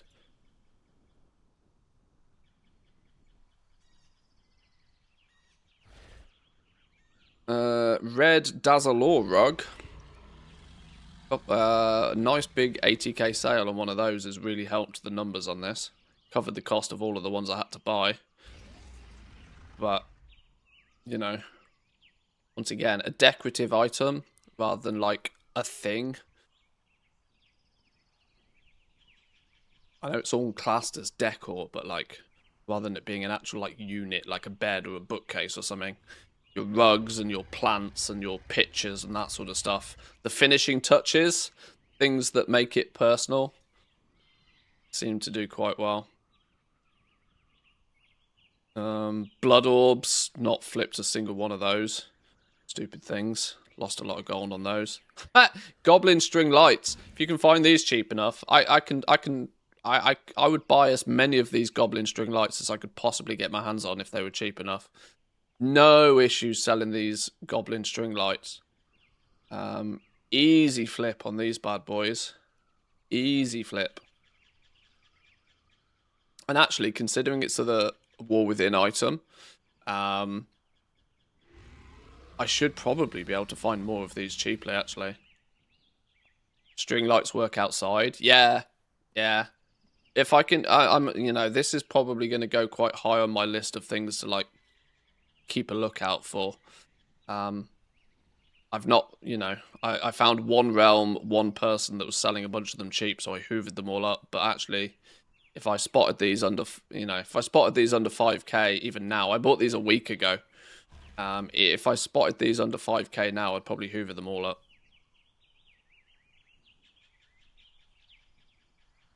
One miracle sale on a window. Other than that, I've not had much success with those. Shatrath lampposts. I've only sold one of these, which is tragic. Lost a lot of gold on these. Apparently nobody wants the Shatrath lamppost. What was the one I said that had done well? The Ardenweld lamppost, actually. That done really well for me so far. Mr. K-Chak, how we doing? Welcome in.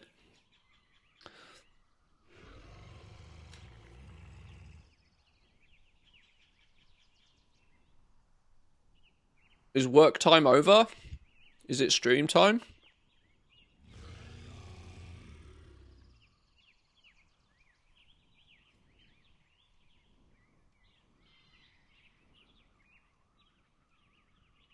Stamp whistle, postal, portal. Is this another mailbox kind of thing? Yeah. Dog shit. Done terrible with anything that's like... Anything that's considered a post box has been just tragic. Which was surprising to me. I went by the theory that everybody's going to slam down a post box in their garden, right? But if they don't work as post boxes, then I can see why people are not bothering. But maybe the day comes where they do make them work like post boxes, and then I'm quids in. Work time over for 4 to 5 months. Go on. Go on. Let the games begin.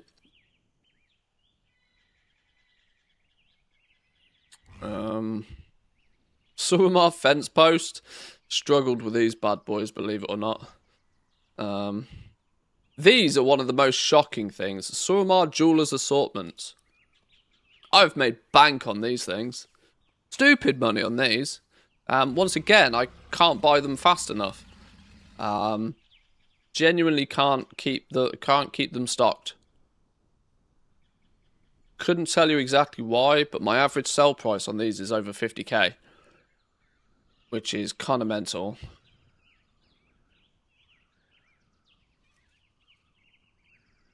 Tents. Don't try and sell the tents. Don't try and sell tents. This tapestry thing, if it wasn't for that big one crazy sale of 100k earlier today, actually, I would have probably told you to steer clear of these tapestries. If it wasn't for that sale, I'd have taken a loss on these so far. Only sold 2 in a week, which is not great.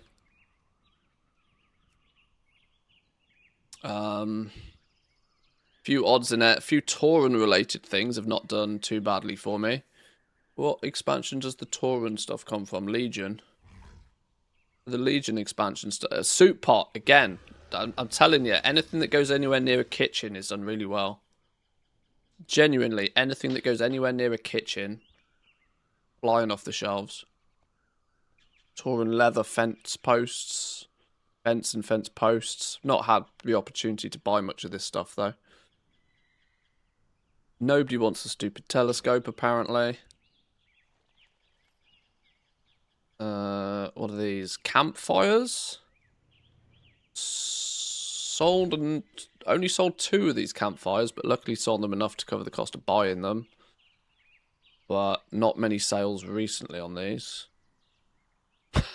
Probably my biggest sale to date, though, 186,000 gold for a fountain. I'll take one of them. I do actually think that's my biggest sale on Decor.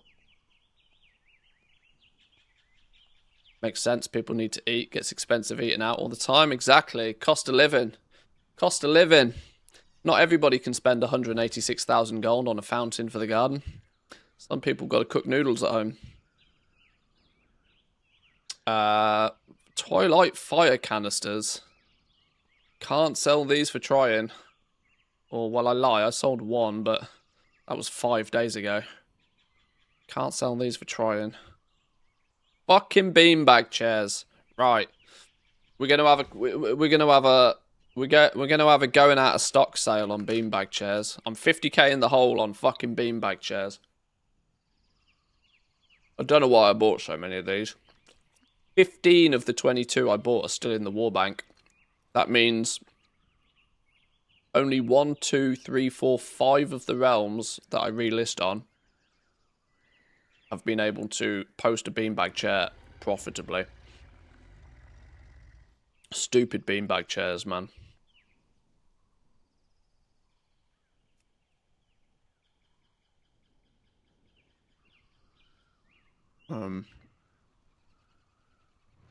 Yeah. Stupid beanbag chairs. Valdraken Blossom Fruit Platter. Okay, this one goes slightly against my logic of anything that's food related does kind of well.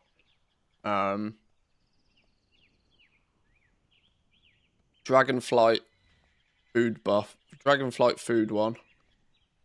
I've bought a bunch of these, but I have actually only sold one of them so far, which is a bit tragic. Valdraken fences. Started to sell a few of these. Actually, in the last couple of days, I've 1 or 2 a day. It's not anything super special. Fence posts, though. Ouch. Bought too many of those. Valdraken Gilded Throne. These first 2 sales should probably be ignored, because these were before I started the flipping adventure. The fact that I did sell a couple of these was why I chose to then buy a bunch of them. Turns out that buying a bunch of them maybe wasn't the best idea, because I've only sold one since. I've actually taken a huge loss on these. Bought 10 for an average of 9.9k, so I've spent 100k and I've only made 28. That's not great. Storage crates, not a sniff. Venthyr Anima Bottle. Still technically 20k in the hole on these. But if I would only stop buying the damn things, then maybe I'd be alright. Valdraken vases, though. Not had too much of an issue selling out some of these vases. Even though I do kind of think I overpaid for them. Still been able to flip them at a price that's worth doing. Not seeing a ton of successful items, to be honest. There's not anything that's like hugely, this is incredible, stack it high and it'll sell all day long. But the reason I'm going through this is just to showcase that you win some, you lose some. Flipping is one of those things, especially with something new and especially with something crafted. You just need to make sure your wins are bigger than your losses.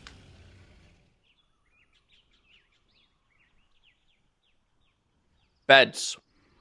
And nobody wanting a bed. I don't think of any variety I've seen much success with the crafted beds. These Wise Pandarian beds, I've still got 9 of them in the war bank.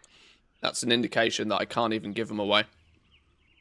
I bought 16 of them and I've not sold a single one. In fact, this is my biggest loss so far. I can probably say for sure. All the beds seem to be seriously high lumber costs. Yeah, which in turn means that they're auction house value is very high, you know, by default. And I would imagine there is probably sufficient other beds out there that people are like, yeah, they're cool, that bed's fine. Like, I don't think people are that fussed. And it's something that you put down one, and it's like, job done. Like, I've not seen any real success with any of the bed type decor so far. What do we got going down here? Zandalari drums and Skullfire lamps. Not really enough sales to really gauge much of an opinion there. I've not been able to buy much of this stuff. The stripy rug. I've done alright on the stripy rug. Sold only 3 of them, but I've only been able to buy 5 of them in the first place. And Zoldazar fences again are dead. I am kind of leaning to just ignore anything that's like a fence post or a fence. The only room for flipping these is if you are to like stack them on one realm and hope somebody comes along and just buys all of your fences to, like, you know, to patrol their entire plot. It might be one like, you know, single-use chairs and stuff that somebody...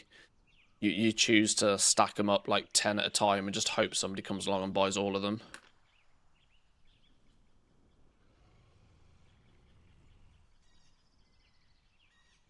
You're getting more or less than 100% ROI. My operations are set up to basically guarantee that, yeah. So overall, let's just call it 5.3 million of purchases has turned into 7.3 million of sales so far. So with what we've sold so far, we are still profitable. And of course, I've still got hundreds of items that I haven't sold yet. So that value will only increase as I slowly sell out the rest of it. And of course, if I stop buying stuff, then I'll make more profit. But the fact that I am starting to think that lumber and decor could be a relatively, even though it is crafted, usually I would advise people to steer clear of anything crafted when it comes to flipping and cross-realm stuff, because it's, you know, there is a price, right? There's a price attached to it. It's not a truly value-based item like a piece of transmog or a, you know, a farmable recipe or a BOE or something like that. There's less of a scale to where you'll be able to buy the things in the first place. But in a week we've been able to spend 5.5 and make 7.3. I'll take that. I couldn't go as far as to tell you how much decor items I've still got in stock. I'm not sure I trust TSM entirely with this.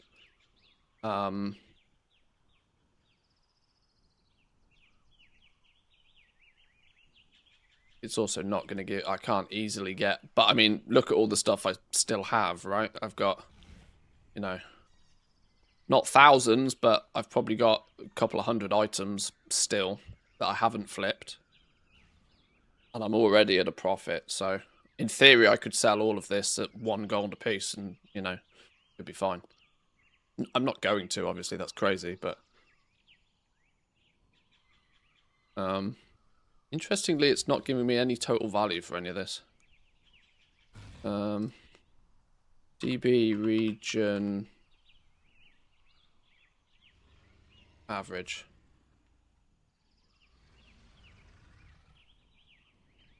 What am I looking for?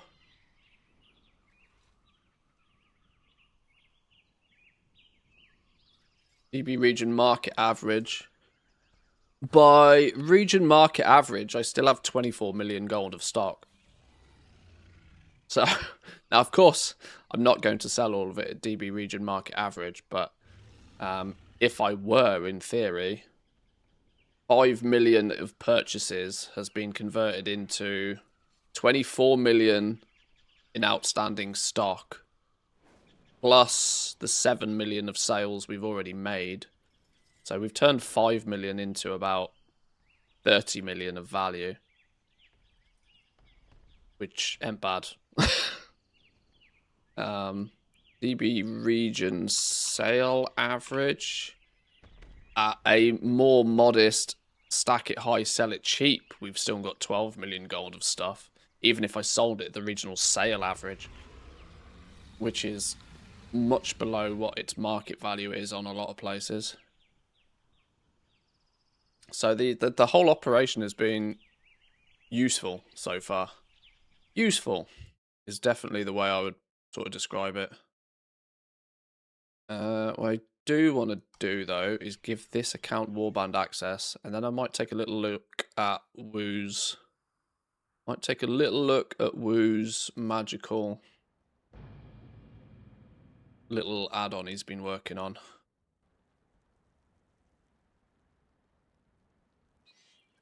Pattern I'm seeing is cheaper items sell faster, and other high margin flips. Anything cooking seems to sell pretty well. Light sources also sell pretty well. Yes, yeah, like anything that produces some sort of illumination has done quite well. Anything that goes anywhere near a kitchen has done reasonably well. Anything that goes in the bedroom, not so much.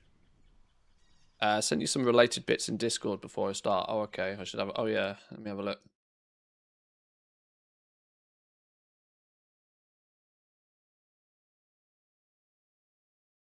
Okay, let me grab the add-on quickly.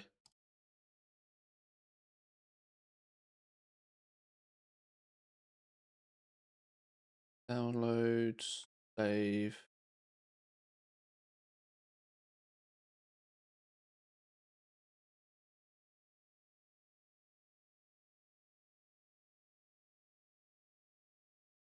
Where are we extracting this to? Where's our WoW folder? I don't even know what hard drive I have WoW stored on these days. I think it's here. Retail. Yeah, where is it? Interface, add-ons, select folder.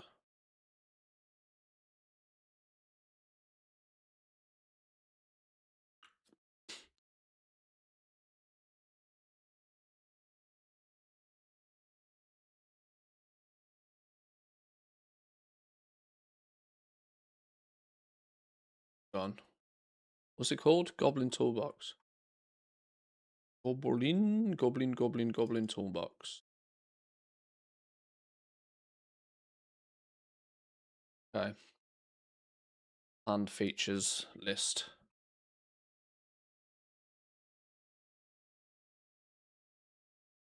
Oh, it's an Excel sheet.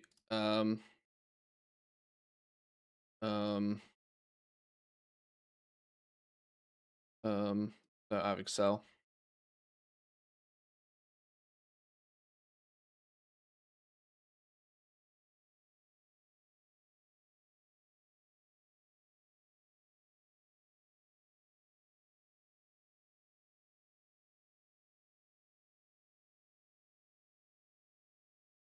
Open.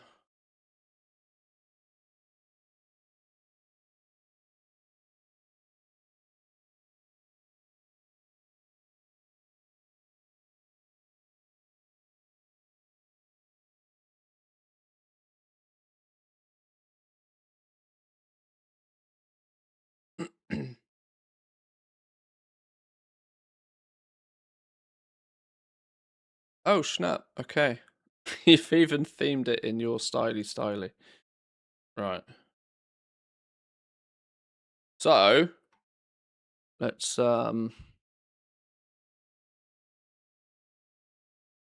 see if it works. Whilst this is happening, let's also update the rest of my add-ons.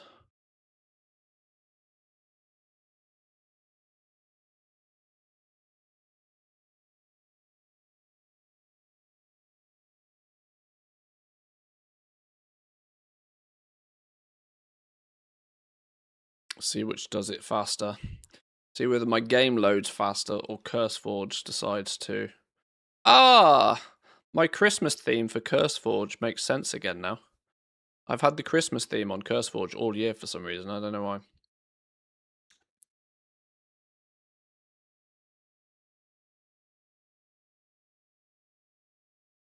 Somebody was saying Homebound has also had an add-on, so let's get all of these updated. Right, here we go then. So this is Goblin Toolbox.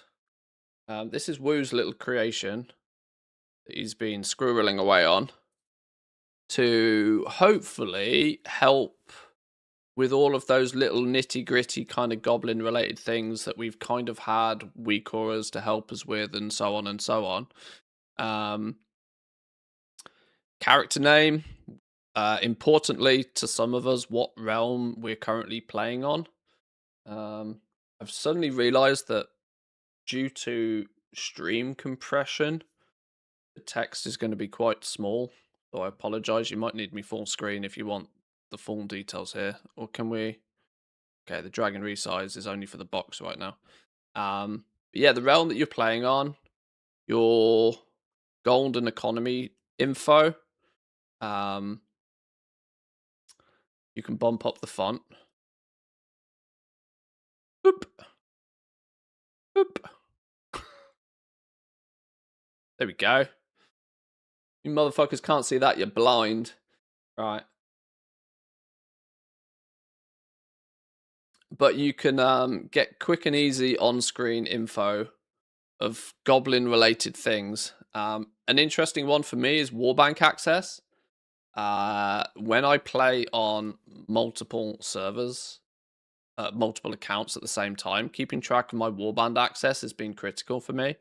I use a little weak aura right now, but this was one of the sort of features I suggested, and now this will just show your Goblin Toolbox. Nice little lightweight add-on that I can have running on all of the accounts that will give me a nice little cheeky indication to which one has warband access. Red traffic light, green traffic light kind of system, nice and easy. Bag value's a fun one. Takes the DB market of everything in your bag and gives you nice sort of pricing. And some buttons, mobile banking, Ahuna Perch, which is your mailbox access. I've often just put these as buttons down on my bars, but being able to have these here, very handy to have. You can add more things to track with this as well. What's this? Currencies?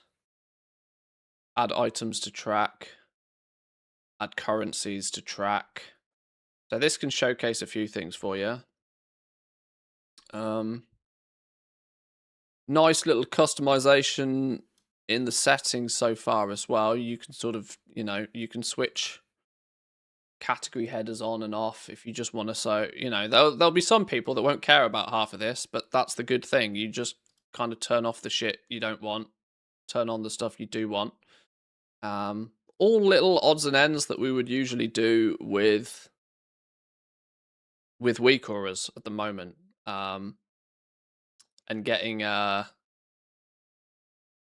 back into a world where we don't rely on weak auras is something we've been kind of forced to do,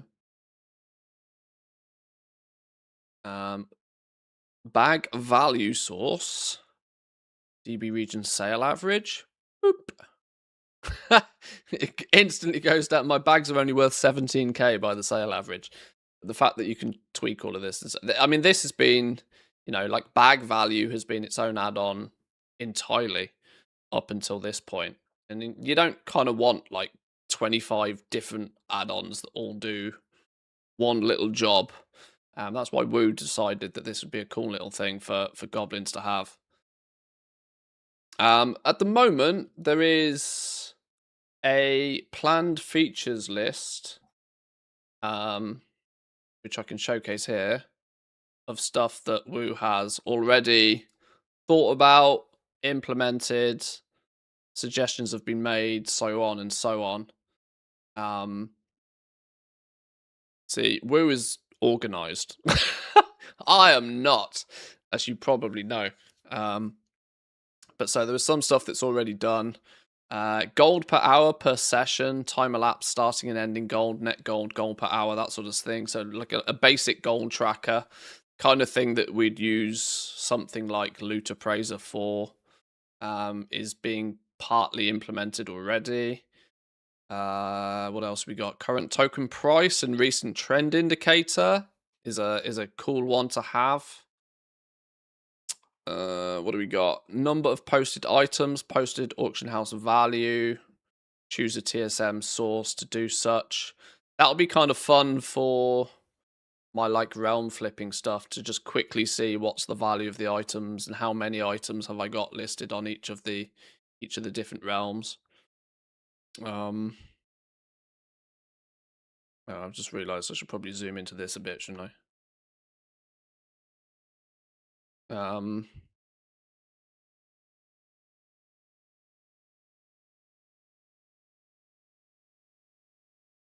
But yeah, the TLDR is Woo's already put an awful lot of thought into this, and the fact that it's being done even before midnight launches, before we lose access to all these weak auras, it's kind of quite impressive that it's got this far this quickly. I think it was only middle of last week Woo thought about making this, so he's been scribbling away for a few days. I assume it'll end up on CurseForge closer to release.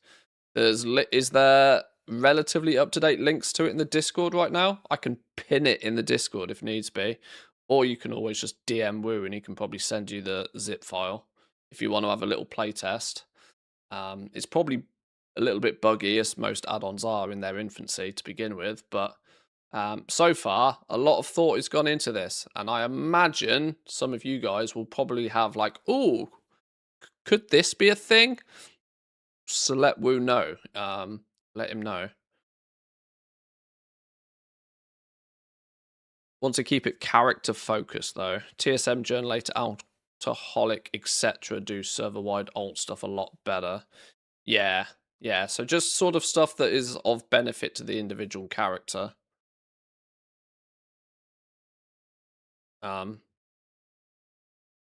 The add-on stores a small rolling history of recent WoW token prices and compares the average of the latest 3 updates with the average of the 3 updates before that. And an up or down arrow is only shown if the difference between those averages is at least 10,000 gold, otherwise no indicators displayed. How do we tinker with that?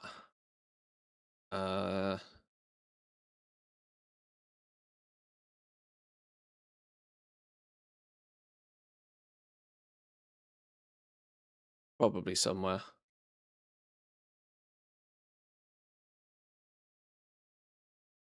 Anyway, it will probably show up in the golden economy session. You can already see that, like, you know, session is being tracked and how much gold you've earned and whatever. Oh, sorry, the token one's here, isn't it? Yeah, so you got the token value here. There'll be a little indicator here to whether it's sort of, you know, it's up or down at the moment. But yeah, and your war bank and guild gold values will update when you actually go look at them as well. But this is kind of a fun addition for me. I've always just used buttons on my bars, and then it means when I go from one character to another, I have to start putting everything on buttons on my bars again all the time. And if a little add-on just has your mobile banking, your mailbox, warband bank, your, you know, frequently used hearthstones, of course, turn it all off if you don't need it, but it's kind of handy to have. And I would imagine these bars would be movable, possibly, at some point. Resize the whole thing. But, you know, this is very early days. This is, you know, a couple of days worth of work. You can grab the frame already. Oh, there we go. Yeah, okay. So it can be moved. You could have a little utility bar that will be part of the add-on that will just be there instantly on all of your characters, for example. Saves you having to mess around with putting toys and hearthstones and stuff on your on the bars on each of your different characters. Kind of cool. Kind of cool. It's been nice to see just how it's developed so far. And it's there's very few little add-ons out there that are focused towards like goblin needs. We've kind of just pulled from other add-ons that kind of do roughly what we need them to do. But you know, much like Plumber has done with just adding a bunch of little quality of life add-ons, this is doing similar, but for for the goblins out there, more tailor focused to us. Woo also did the Easy Party add-on, which has been very useful for some of us when we've got a few accounts open and you want to quickly party everybody up. Maybe an integration of the two, maybe integrating Easy Party into Goblin Toolbox, maybe, possibly. Or maybe just keep them separate. I don't know. It's up to you. Can you add a container that can't be moved to a bar to open them? I'm actually using WeCores for it. There's a little add-on I use. I can't remember what it's called, but it's called like new openables or easy openables or something, which just puts a button here that I click on. That just opens, if you get like little chests in your inventory or something. Is it called new openables? Yeah, I have this on all of my characters. Anything that is in your bags that is interactable, so like a little chest or something like that you often get from completing certain things, especially when there's events.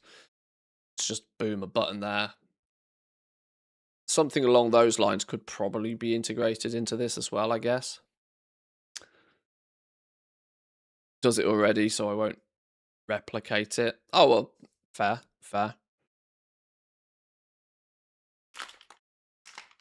Yeah, it's been one of those common things that's been a week or for a while, but yeah, new openables.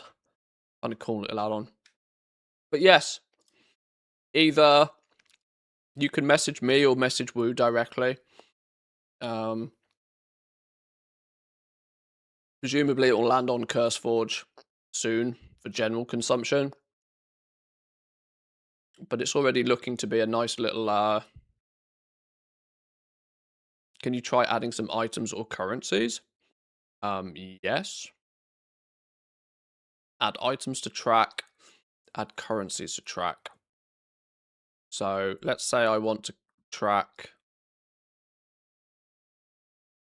let's say I'm really interested to how much edge I have. Add currency to track. And then shift click on the currency. Resonance crystals, for example. Hit enter. Boom! There's a tracker of the resonance crystals. So the goblin related currencies, I would say artisan security. Boom. Moxie, for when we go to midnight, for example. My tooltips are horrendous, by the way. Please don't look at my tooltips. They take the entire screen, but yeah, goblin related useful stuff. Lumber. Boom. Out of curiosity, does it show as 0 when there is none, or does it just disappear? Let's try. Let me delete the lumber. Okay, it still shows the icon, just doesn't have a number attached to it. Blank when you don't have.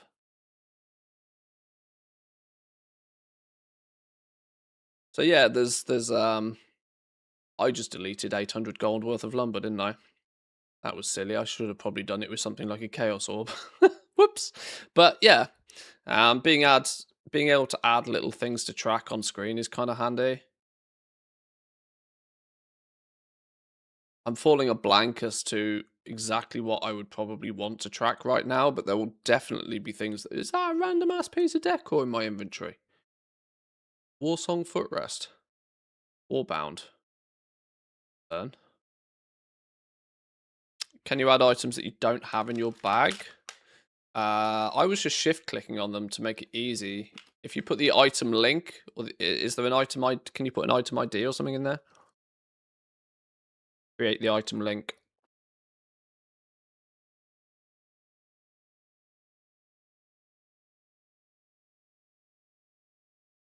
Yeah, the add-on's not on CurseForge yet.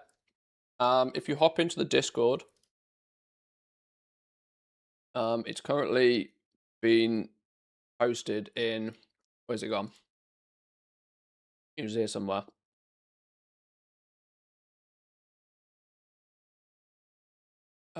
I will pin the message. It's in PTR news and chat right now. Where's the pin message button? There we go. Yeah, in the PTR news and chat channel in the Discord, there's the info about it.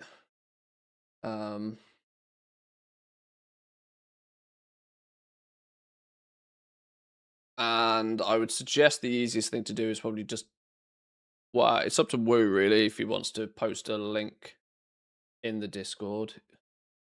Is it linked somewhere in the Discord already? It's still very early days. It's not my add-on. It's up to Woo what he wants to do with it. But I'll put the beta build in the channel after the stream if people want to test it. Well, there we go then. There we go.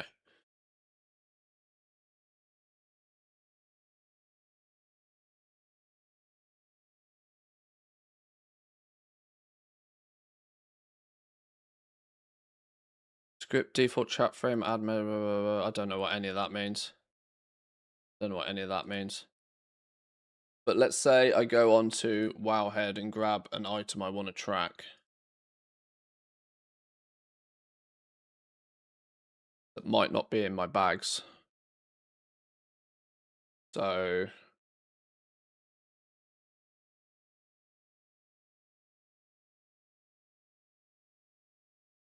let's say I wanted to track miscellaneous mechanica, but it's not in my bags. You can get the link. You can get the in-game link. Is it the in-game link or the item ID? I take the item ID, add, paste the item ID. There we go. Yeah, just the item ID was enough to slam it in there. It'll start tracking it. So you can just paste in item IDs if you want to track stuff if you don't have them in your inventory. That works already. Miscellaneous Mechanica is not in anybody's bags because they simply don't drop.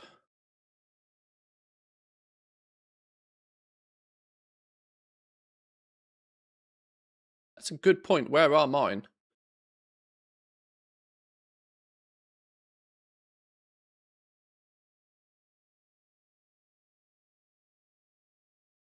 They're probably in the war bank, aren't they? I've probably put them in the war bank. Where are they? Yeah, mine are in the bank. I got 59 of them. They're in the bank. I'm being hyperbolic, I know. Yeah.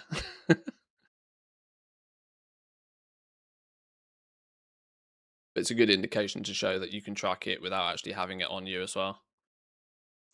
All kind of cool. All kind of cool.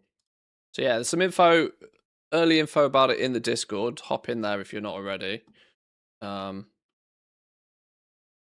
The add-on will probably go live soon, TM.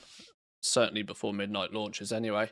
Which should hopefully help people replace their, the bunch of WeCorers that have been historical for us to use to track certain things. So far, I think it looks pretty cool.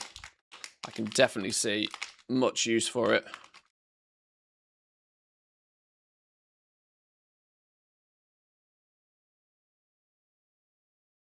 Back over here.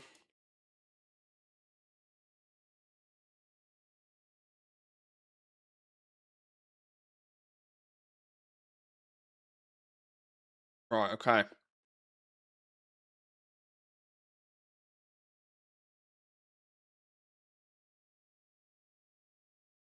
There's part of me that wants to actually run around and start collecting a little bit more of this decor. I started this a little bit the other day, and didn't get anywhere near as far as I expected. Is flipping Streamlabs not alive today? There's me trying to link the Discord, and Streamlabs is being dumb.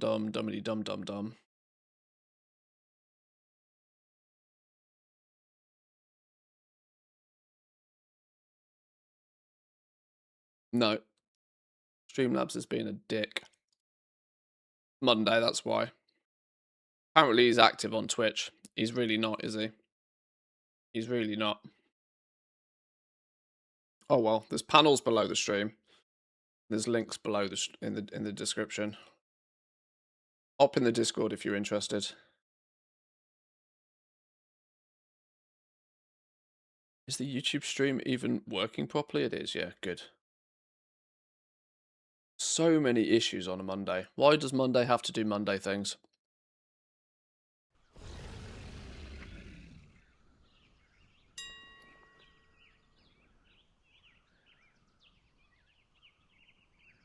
Yeah, I need to collect some more of this decor. We were using Homebound. What was the update to Homebound earlier? Somebody was saying it's been something has been updated. We know what it was. I still have plenty of stuff I need to collect. Puppies are chilling right now. Good point. I don't know where the two. Oh, let me see if I can show you this without waking her up.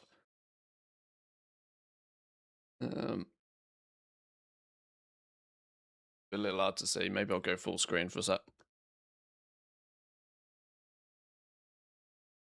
It's still going to be difficult. You can see Sulot there. But Alma in the background, her back legs are propped up against my boots. Does not look comfortable. She looks like she's crashed. I hope she wasn't chewing my boots. Go put them on later and realise I've got no laces left.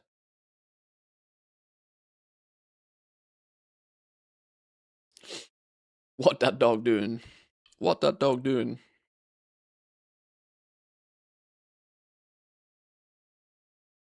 Odd thing about how computer stuff can just break over a weekend of not touching it. I know. Mighty frustrating. Mighty frustrating that it just decides that, nope, I'm done. Zoldazar's Cook's Griddle. Cook 10 of the Zandalari recipes listed below. 1, 2, 3, 4, 5, 6, 7, 8, 9. I need to cook one more. Bountiful Captain's Feast, a grilled catfish, or a galley banquet. That should be relatively easy to do, surely. Surely that should be easy business.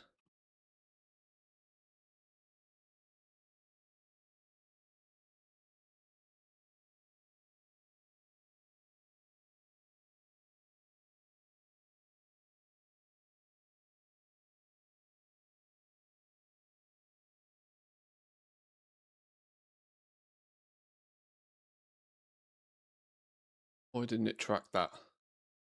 I told it to track that. Okay, what is it we need? Galley banquet. No, what about this grilled catfish? Grilled catfish light meal. Easy business. Right. Track. Easy business. We need great sea catfish. It's going to be the quickest achievement in history.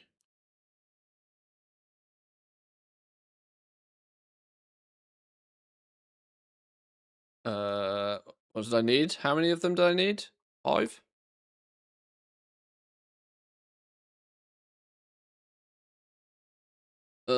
Cooking fire. Cooking fire. Why don't I have cooking fire on my bar? Cooking fire.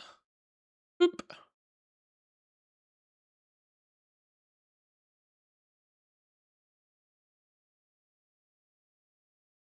Boom! Zoldazar Cook's Griddle. Added to the list. Love to see it. She wants to go out pointing at your boots. Well, we had just gone out. She likes to sleep by the door for some reason. I'm not quite sure why. I often come back to the studio if I leave them in here just to chill for a bit, which is often dangerous in its own right. But she does actually just, not because she needs to go out, but she just likes to sleep by the door. I don't know why. She always has. Pro uses Ragnaros for cooking since it will not expire. Oh, that's true. PvP, definitely not happening.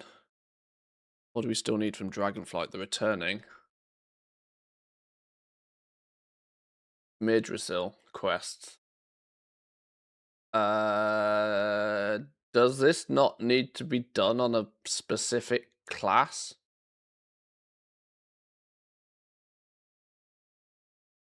I'm almost convinced this needs to be done on a certain class.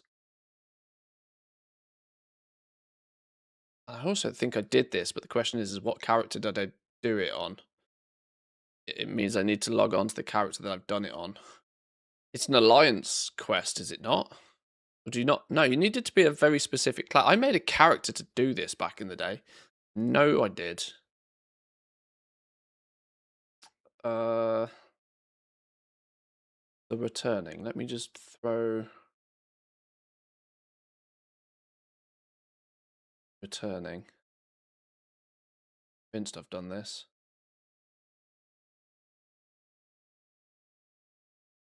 10.2.5 Seeds of Renewal.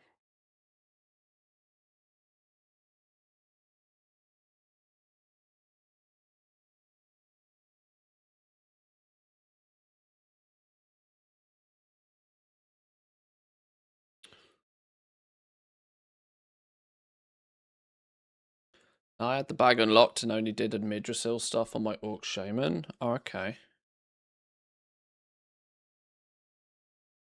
Well, apparently I haven't done it then. Apparently I haven't done it.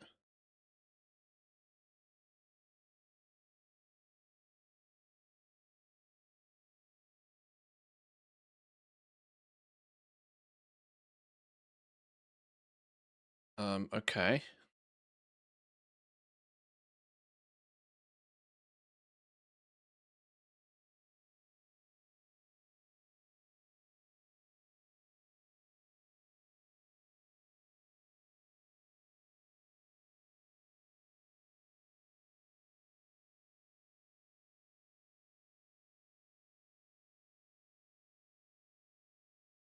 Is it the Champions of Dragonflight quests? It is. Okay, sure. Let's go do it. Find a thing to do, go do it.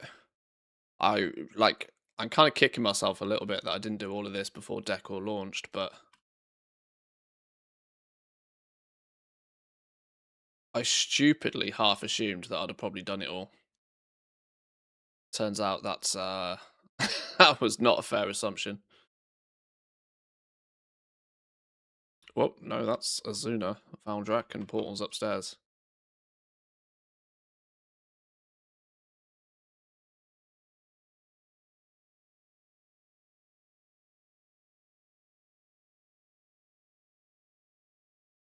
Is there anything out there that's like properly tracking Decor acquisition? Are there people that have got everything already? I bet there are, right? Somebody in chat is going to turn around and tell me that they've got everything. There's always a Giga Chad lurking around every corner.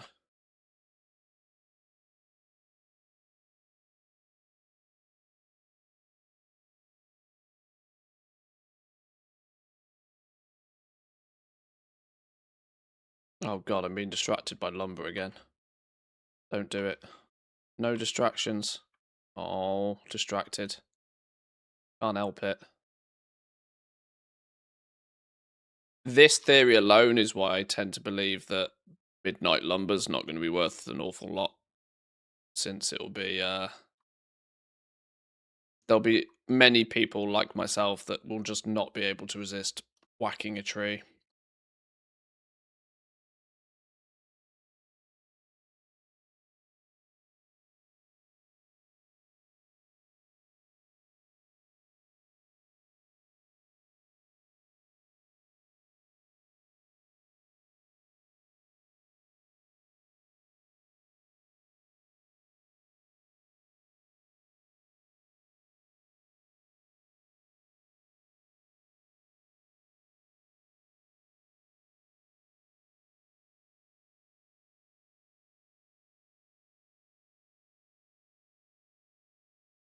Midnight Lumber's kind of a waste to gather at start, since you need 80 skill and a profession to use it in the first place.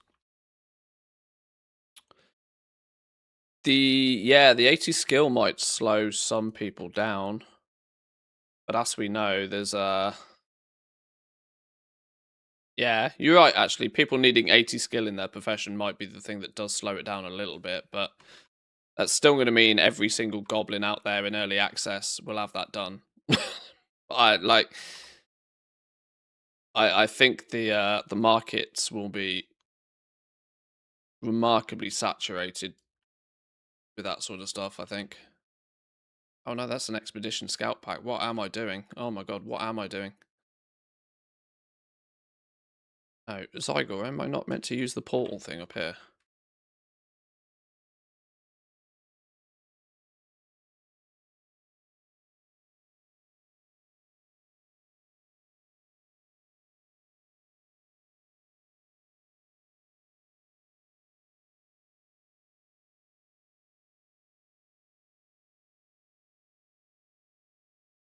Yeah, this is where I'm like, I've definitely thought I'd done this.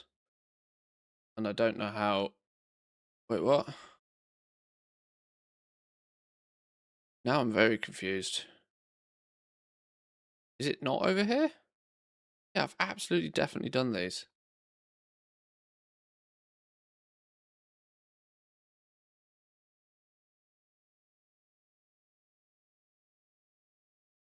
Place beneath the boroughs. Oh. Oh. Whoops.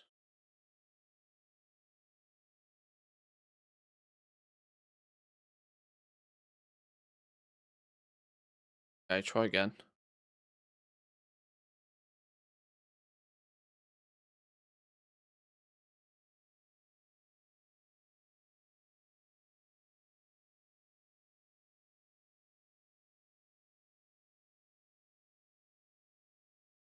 Hang on, why am I not doing what Zygor tells me to do? That's usually a bad idea to ignore Zygor. Zygor 99 times out of 100 knows much better than I do.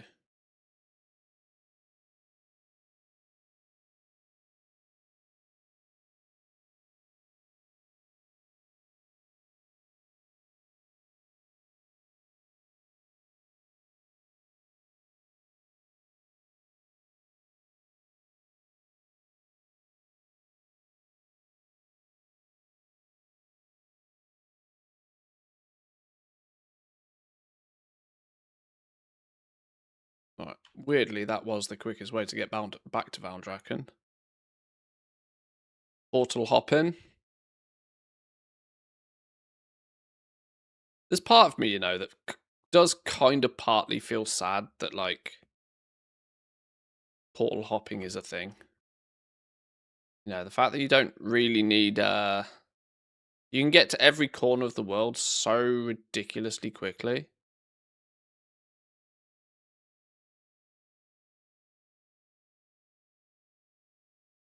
I don't really want it to be, I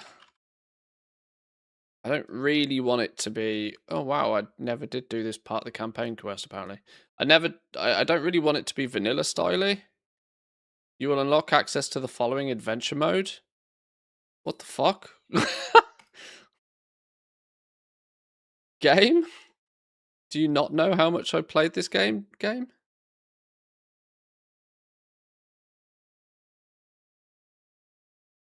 Not watching random ass flipping.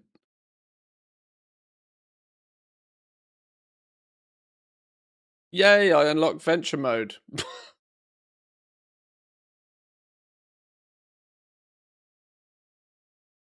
The portal to the central encampment.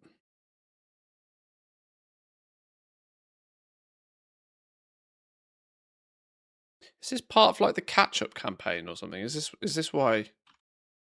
This why I don't have this done? Or did I just completely skip this part at the end of the expansion because I was hella bored of Dragonflight by the end?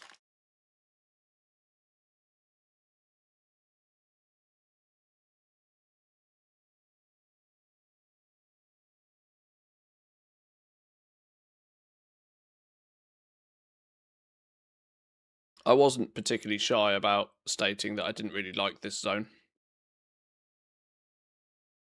Looks beautiful, don't get me wrong.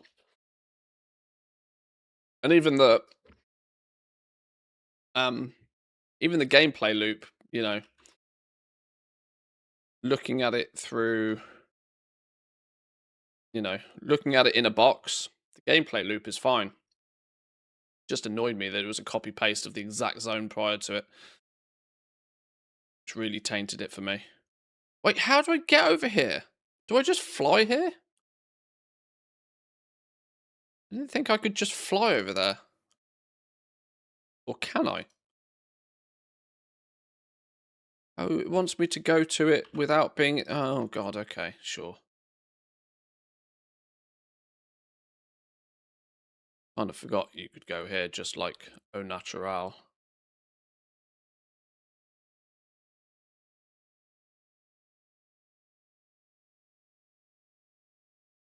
It's actually a great idea for an addition to the utility bar. Cooking pets, spells to utilize. Little Ragnaros, Pierre, Crystalline Campfire, Cozy Campfire. Yeah. There's if there's any pets that have utility, that's a cool thing to be able to spot as well. I noticed you'd already got the pigeon, the mailbox pigeon. What's there like? What's it? Alvin the Anvil. Is there a way to like track to see if people have got those pets?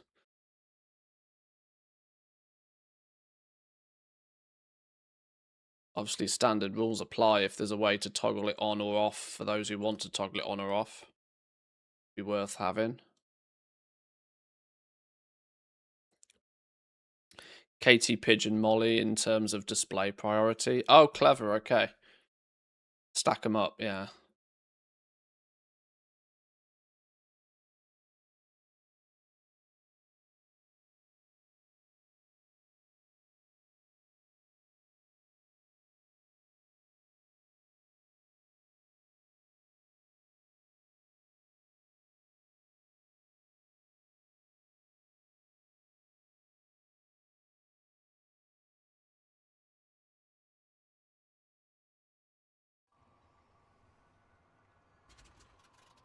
This village welcomes all who wish to dwell here. But it shall not be our only home. Hyjal, Val'Sharah, Ashenvale. These are sacred places to us. We shall protect them forevermore. Yep, cool. There's a good chance I've never seen that cutscene, you know? Fun fact. If I've apparently somehow managed to completely ignore this questline when it was, like, actually a thing. Oh yeah, there we go. Traveler's pack. What else did I get? Backpack. Let me dream through Huh. her eyes. Cool. I saw the courage you showed defending Amir. I am so proud of you both, and of all the heroes of Azeroth who joined together. There's our for this backpack. cause. I do really wish you could click on this thing and it open up the... It is time. fact that you can't click on this and open up open it up to the dashboard thing here is kind of annoying. No. You have to come in and then randomly search for it, which is oddly annoying. You can buy multiples for... Some time alone together. That we have, my you can buy multiples. But our people need. They have all they need in you, child. Okay, well that was a relatively easy one to get. I wish they were all that straightforward, to be honest. Since they're not going to be. Where's the homebound add-on gone? What's our next target? You know where we will be. Thank you. Professions is just going to be all of the crafted stuff. I mean, I wonder, you know. I wonder if now that Homebound has added professions into this list, there'll be people out there that'll be like, oh, and just go buy one of everything. I still genuinely believe that's how I'm pretty sure when I sold 2.2 million gold worth of Decor on one server, it was probably 90% to one guy. And I wonder if it was somebody just trying to complete their Homebound list.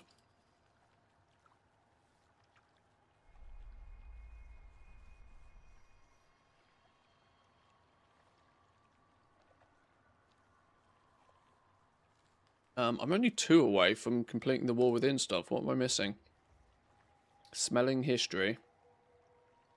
Read the following Ashkahet books while under the effects of polymorphic translation. I have no idea what that means. Hope we get a stack of books for doing it. Smelling history. Smelling history. How the Christ do we do this then? What is polymorphic translation? Is probably my first question. Well heard! Because there's not a Zygor guide for this one. Smelling history. Is that like when you wake up in the morning and you just smell the kebab and stale lager on your clothes? Is that what smelling history is?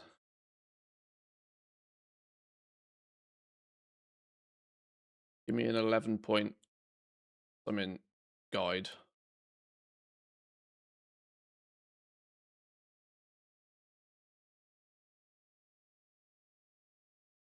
Buy a potion of polymorphic translation Nerubian from a vendor such as Seesbarg, wherever they are. Then slam in these waypoints. Hello. Hello. It's only a 10-minute buff.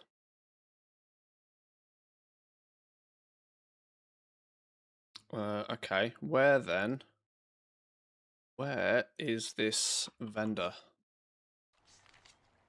TT paste. Paste. Now we need to get down to Ashkahet. Let's go Dornogal first. Squirrels incoming. So many squirrels. I can't avoid the damn things, honestly.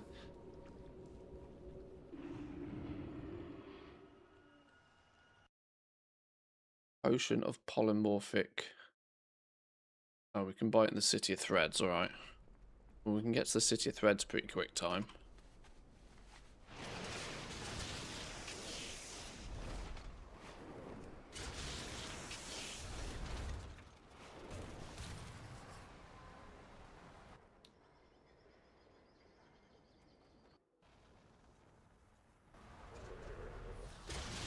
Oh, what's this quest I handed?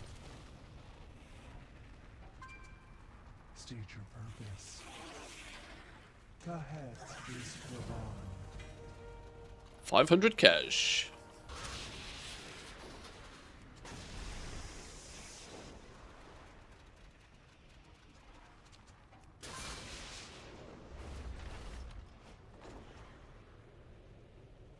This is probably the zone that I have spent the least time in. Of all of the War Within zones. I took a disliking to this zone very early on, and it didn't pass, honestly. Interestingly, I'm not so sure, but during the beta for the War Within, this zone was so bugged that just being here would often cause you to like lag like a beast. So it's actually the zone I kind of like tested the least as well.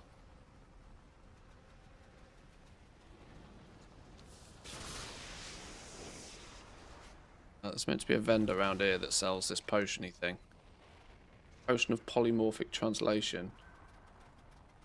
We purchased in the City of Threads. Alchemy supply vendor.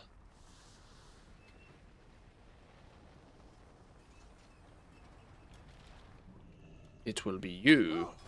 Hello. Potion of polymorphic translation, Nerubian. Oh, I could have bought this sucker on the auction house. Nobody told me that.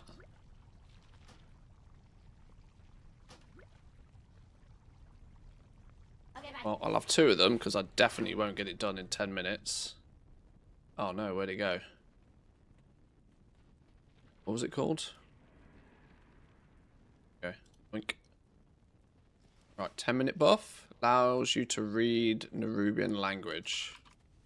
Right, where are we going? This way.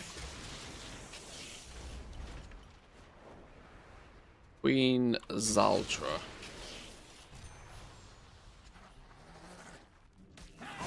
Where are the books?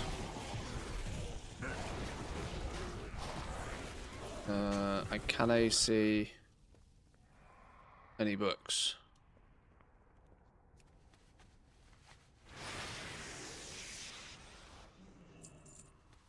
Is it in the building below me? Oh, it's clearly in here, isn't it? Oh, Queen's Ultra, there we go. Readings. Zing. Red. Beautiful. Next one. Ding.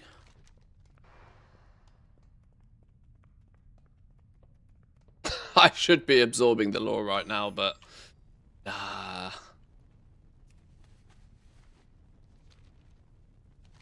you can pause the stream if you want the lore.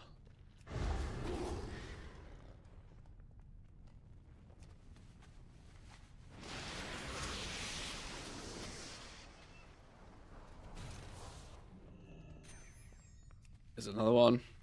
Maybe I would get this done in 10 minutes actually.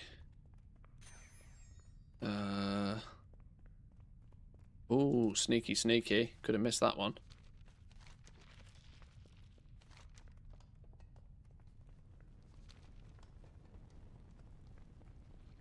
What's the map pin add-on called again? This is just TomTom. TomTom's had a facelift.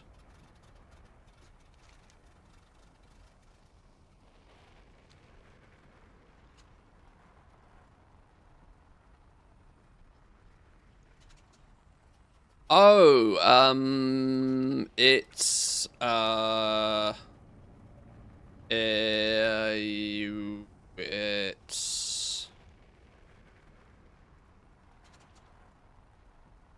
Waypoint UI.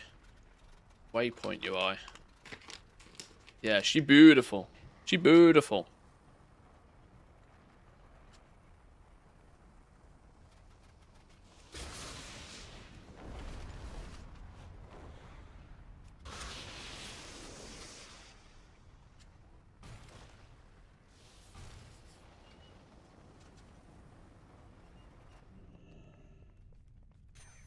This book at them.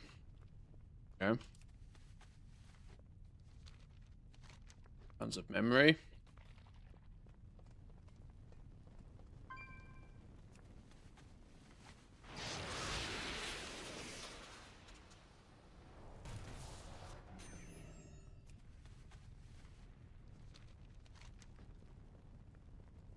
How many more we got? 1, 2, 3, 4, 5. 7 minutes to go. Might be good. Although they're a bit scattered about now. Put down. Floor it. Have to ignore the lumber. Have to ignore the squirrels.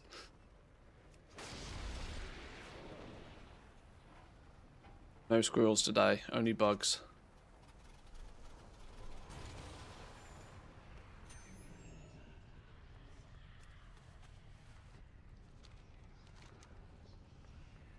Four to go.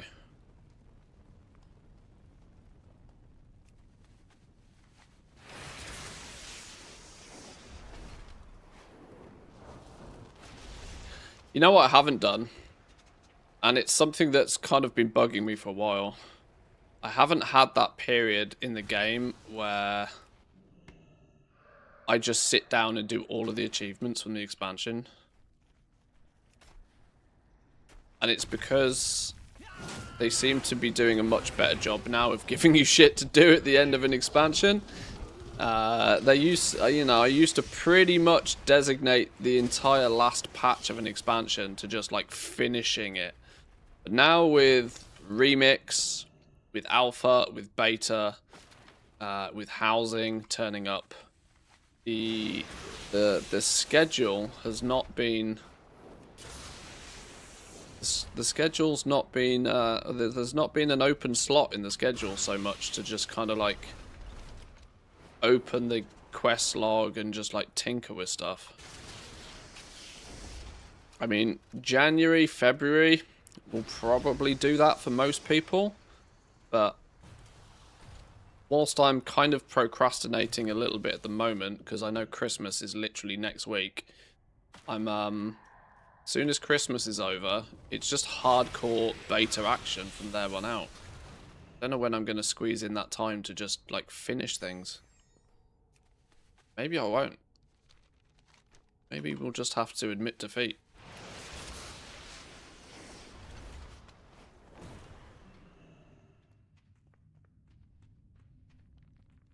Time walking month.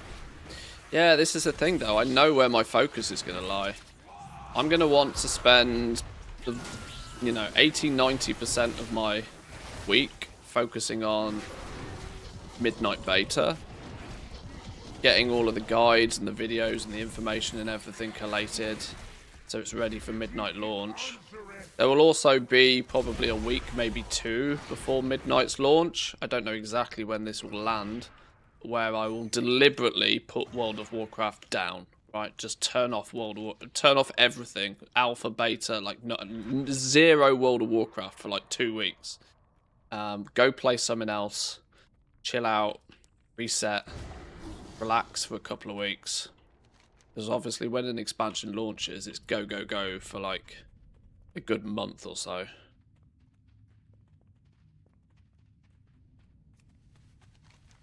I will definitely want to have that period of time where I can just not think about WoW. Whether it ends up being a satisfactory playthrough or we go play a new game or I don't know.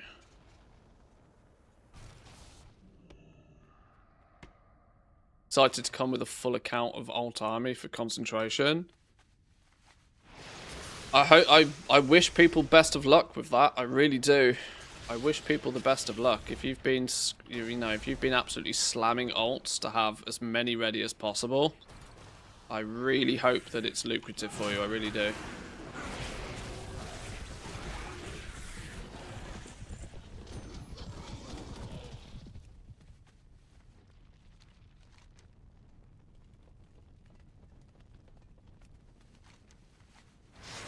I would be lying if I said I didn't have reserves about concentration going into the midnight. But even if concentration doesn't end up being the thing that is, you know, the meta thing to do, there's basically always something that can be done with a shitload of alts that can make gold. Even if it's slightly more monotonous, even if it's slightly more off the beaten track. I mean, in theory, this expansion, for example, an incredible way to make a lot of gold with having a lot of characters, for me, would have been something as simple as doing the, what was it, the kill 10 rare quest every week on all of my alts, which could be done in about 10 minutes in the Undermine. That would often give you, like, it'd give you one of those cash at Pinnacle chest every week. You've got 100 characters and you get 100 Pinnacle chests every week. You're going to strike lucky and get 16,000 gold out of, like, you know, 5 to 10 of those chests every week. And if you can do those Pinnacle quests whilst doing something else, so it's kind of just like a side hustle, you know, it's an extra couple of 100,000 gold a week. You know, there's always little things like that that can be done. And the fun thing about those is they tend to not be the super obvious things to do as well, because they're the kind of stuff that if you were to only do it on one account, you'd basically ignore it. It wouldn't be worth the bother doing it on just one account, but it's being able to scale it by doing it quickly and efficiently on 100 characters. I mean, those Pinnacle boxes made me a fair amount of gold in this expansion. Right, next one. That wasn't too treacherous. One rank higher, the Galagio Luck Spinner. Beat the one-armed bandit after activating one chip defense machine in the Liberation of Undermine on normal difficulty or higher. Nope. Pass. Right. BFA. Oh my god. Look how much shit I did not do in BFA. Defeat Tussle Tonks in Operation Mechagon after Deus Mechanica Buffer has been hit with a Piston Smasher on Mythic difficulty. So many words that I do not understand. Next. Complete the following construction projects in Mechagon. Flame Turret, Drill Rig, Rust Bolt Armory. I need to build a charging station and a reclamation rig.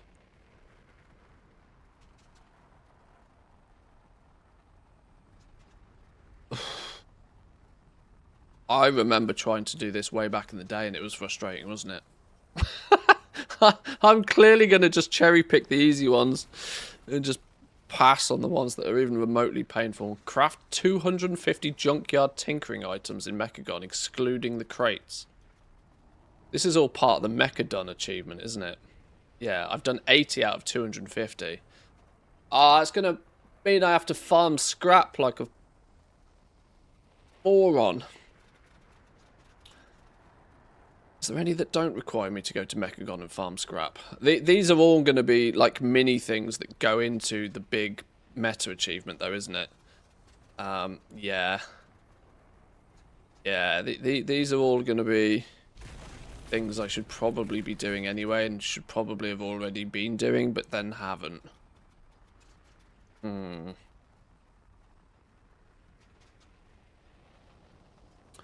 Complete the following achievements on the continent of Zandalar.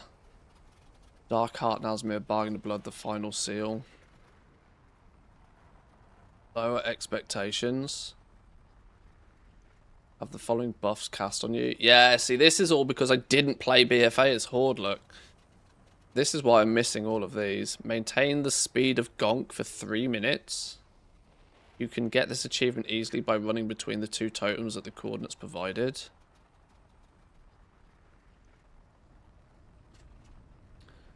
You can do it. I farmed 28 hours brain dead scrap in Undermine over the weekend for that fucking black coat. Oh god. Oh, you did it via scrap piles. You did it by picking up trash off. Oh god. I hate to tell you now, but that's a really slow way of doing it. I mean, it works. It's a real slow way of doing it.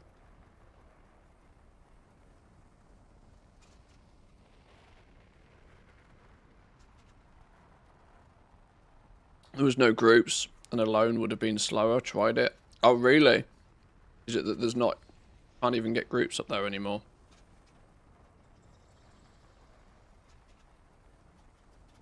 Oh, just mass killing mobs at the top of the map is the easiest way to do it. But I guess if you can't get any group to hyperspawn them...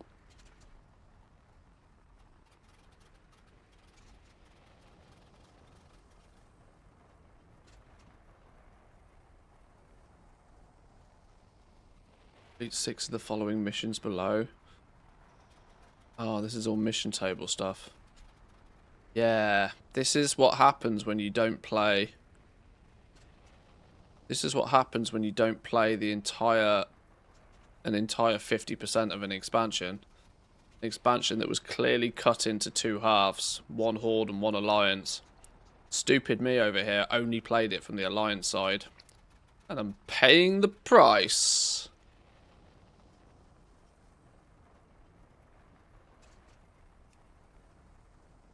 Okay, maybe Battle for Azeroth is going to need to be a more long-term goal. Oh, shit, the beds.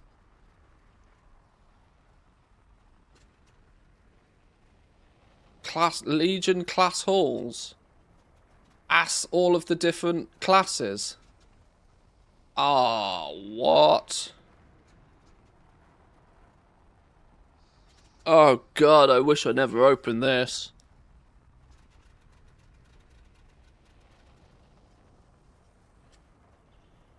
Takes forever. Not retroactive either.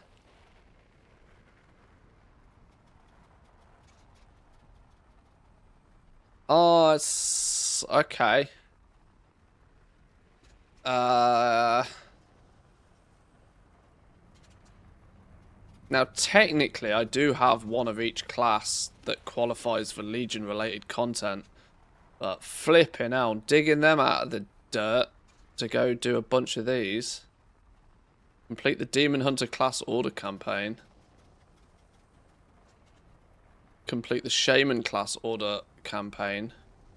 Can all of this be done in Remix right now? Can all of this be done in Remix? Not that I really wanted to go back into Remix, but considering I can absolutely blast through Remix.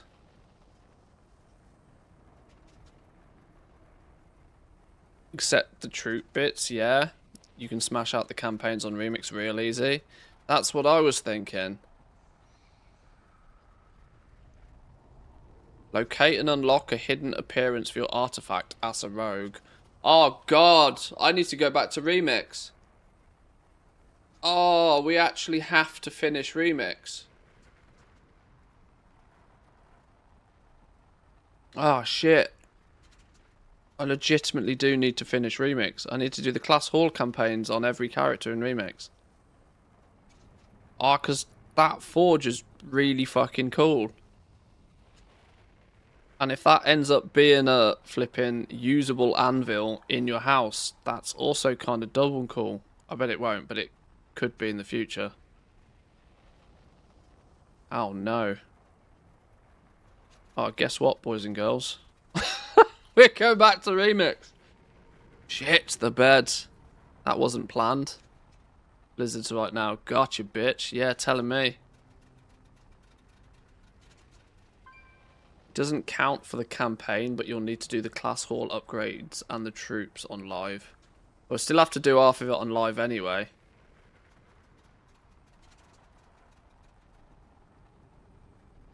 You basically level almost purely off the campaign quests.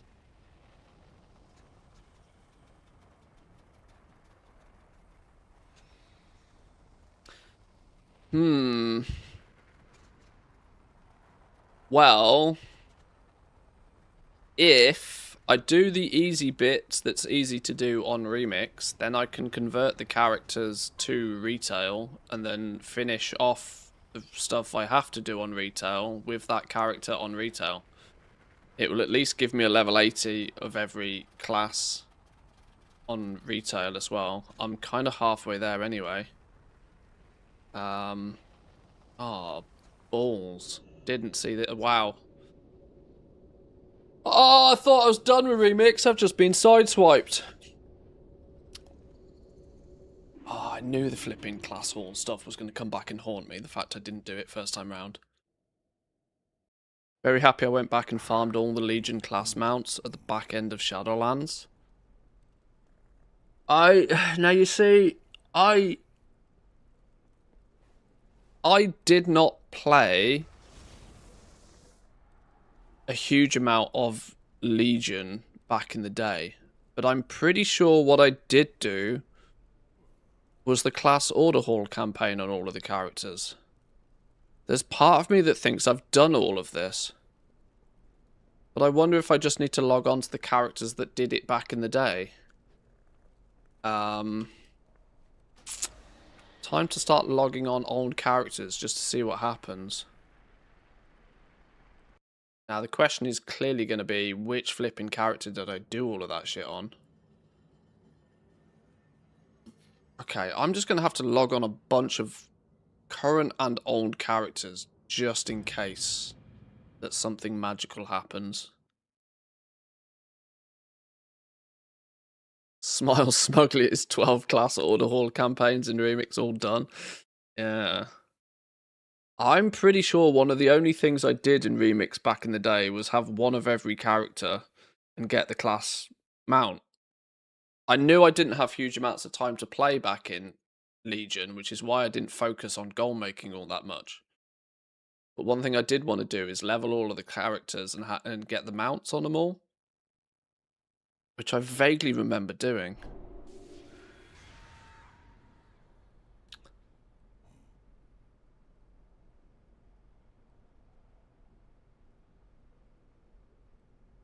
Well, nothing magical happened when I logged on my paladin, but I might have logged him on already.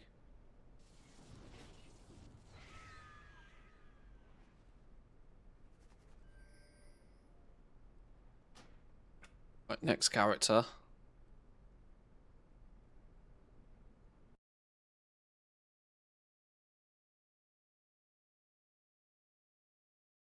Ooh. That's quite the hint. Is that your wallet? There's part of me that Jesus, feels glad like to I see should be me. logging on every character Both, I anyway at the hope. moment, but that is also a very good shout. Legion. What was that in? Progress Legion.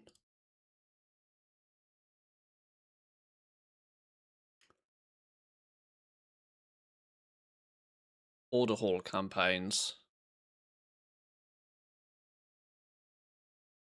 Can I sort by this column? Oh my god, I can. See? Look. Look what we got here. Druid.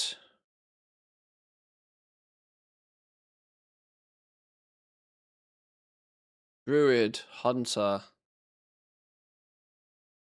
Warrior. Paladin.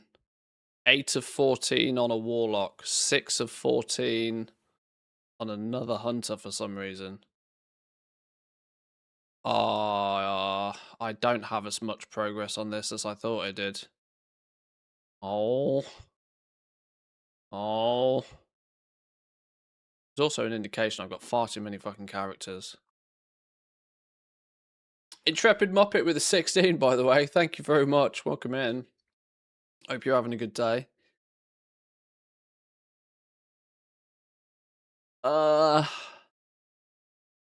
Okay, well, I've done the warrior one at least. Done the warrior, done the mage.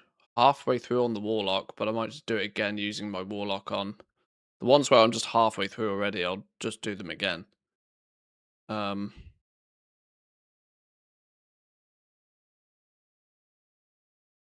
Okay.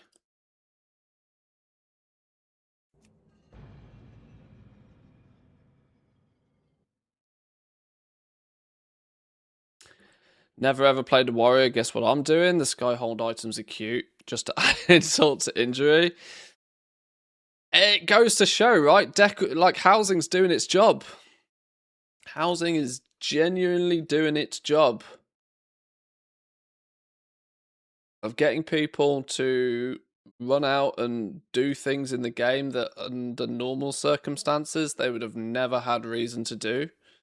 Now people are running away, getting distracted by all the squirrels, doing all the stuff. 4,200 artisan security on this character. Oh my god. Probably not the right time to start spending that on anything, is it? But 22,000 artisan security. Ouch.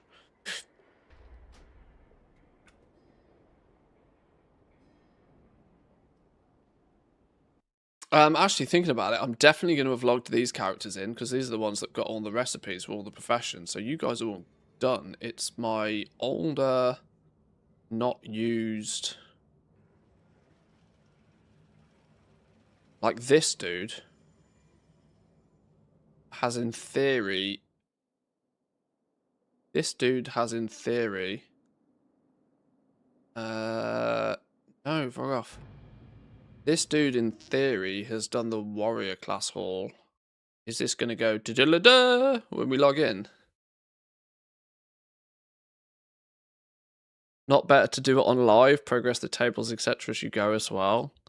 Yeah, my issue is I don't even have the characters yet for a lot of the classes. Or if I do, they're like super low level ones. I'd have to also be leveling them in. Which is why I'm tempted to just level the character in Remix by doing the class haul. Then when it's 80, port it over to live and then bang out the missions if that's how it works. Yay, look. Replica Saga of the Summon or other.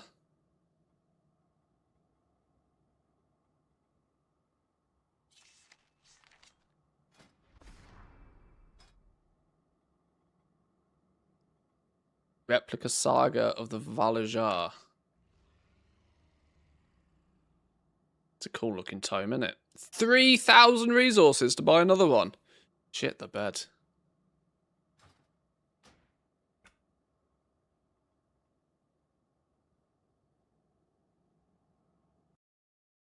There's an achievement for doing all of the Order Horn campaigns on Remix.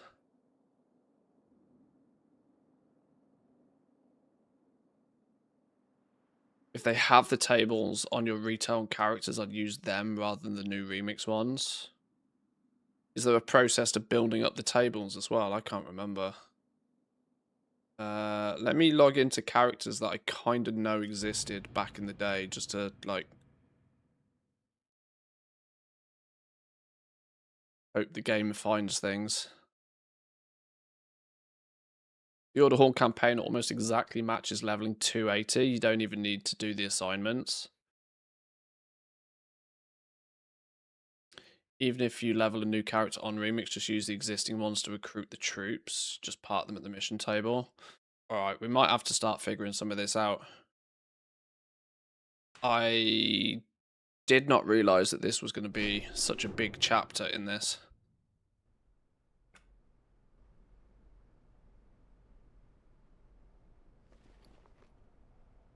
Oh, I love when you find a character that you haven't played in 10 years that's got 250,000 gold sat on them. Don't mind if I do. A whole bunch of random ass materials and all sorts of shit. That in the warbank. Warbank access? Green, yes. I have much to offer.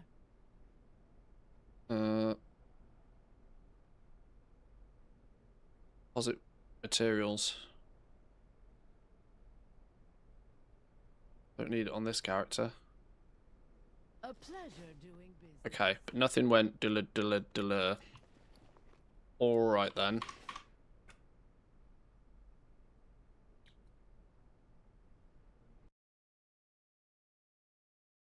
Right, well I think I found what my task is for the next couple of days. It's probably to spam out a bunch of the Legion stuff that I considered I'd done and clearly haven't.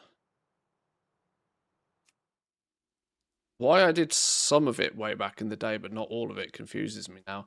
Ah, you know, I bet I did just enough to get the mount and then didn't actually bother doing the rest of it. I don't think you needed to fully complete the campaign back in the day to get the mount, did you?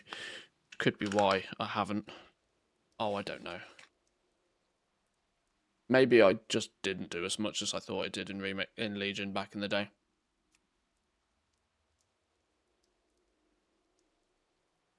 I kind of have characters from that sort of era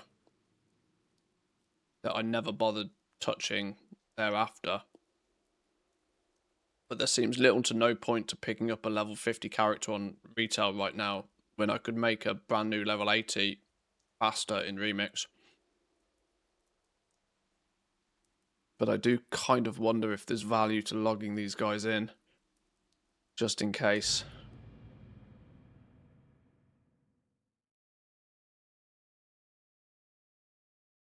Some class-related something or other.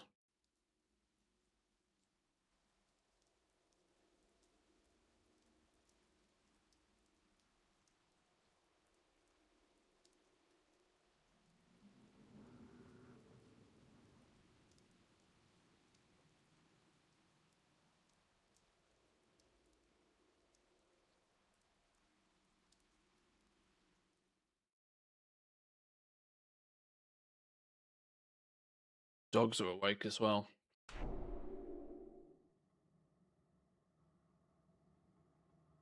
Doggos are awake.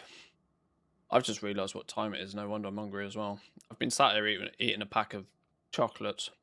Well, I've not noticed. It's like definitely time to eat food.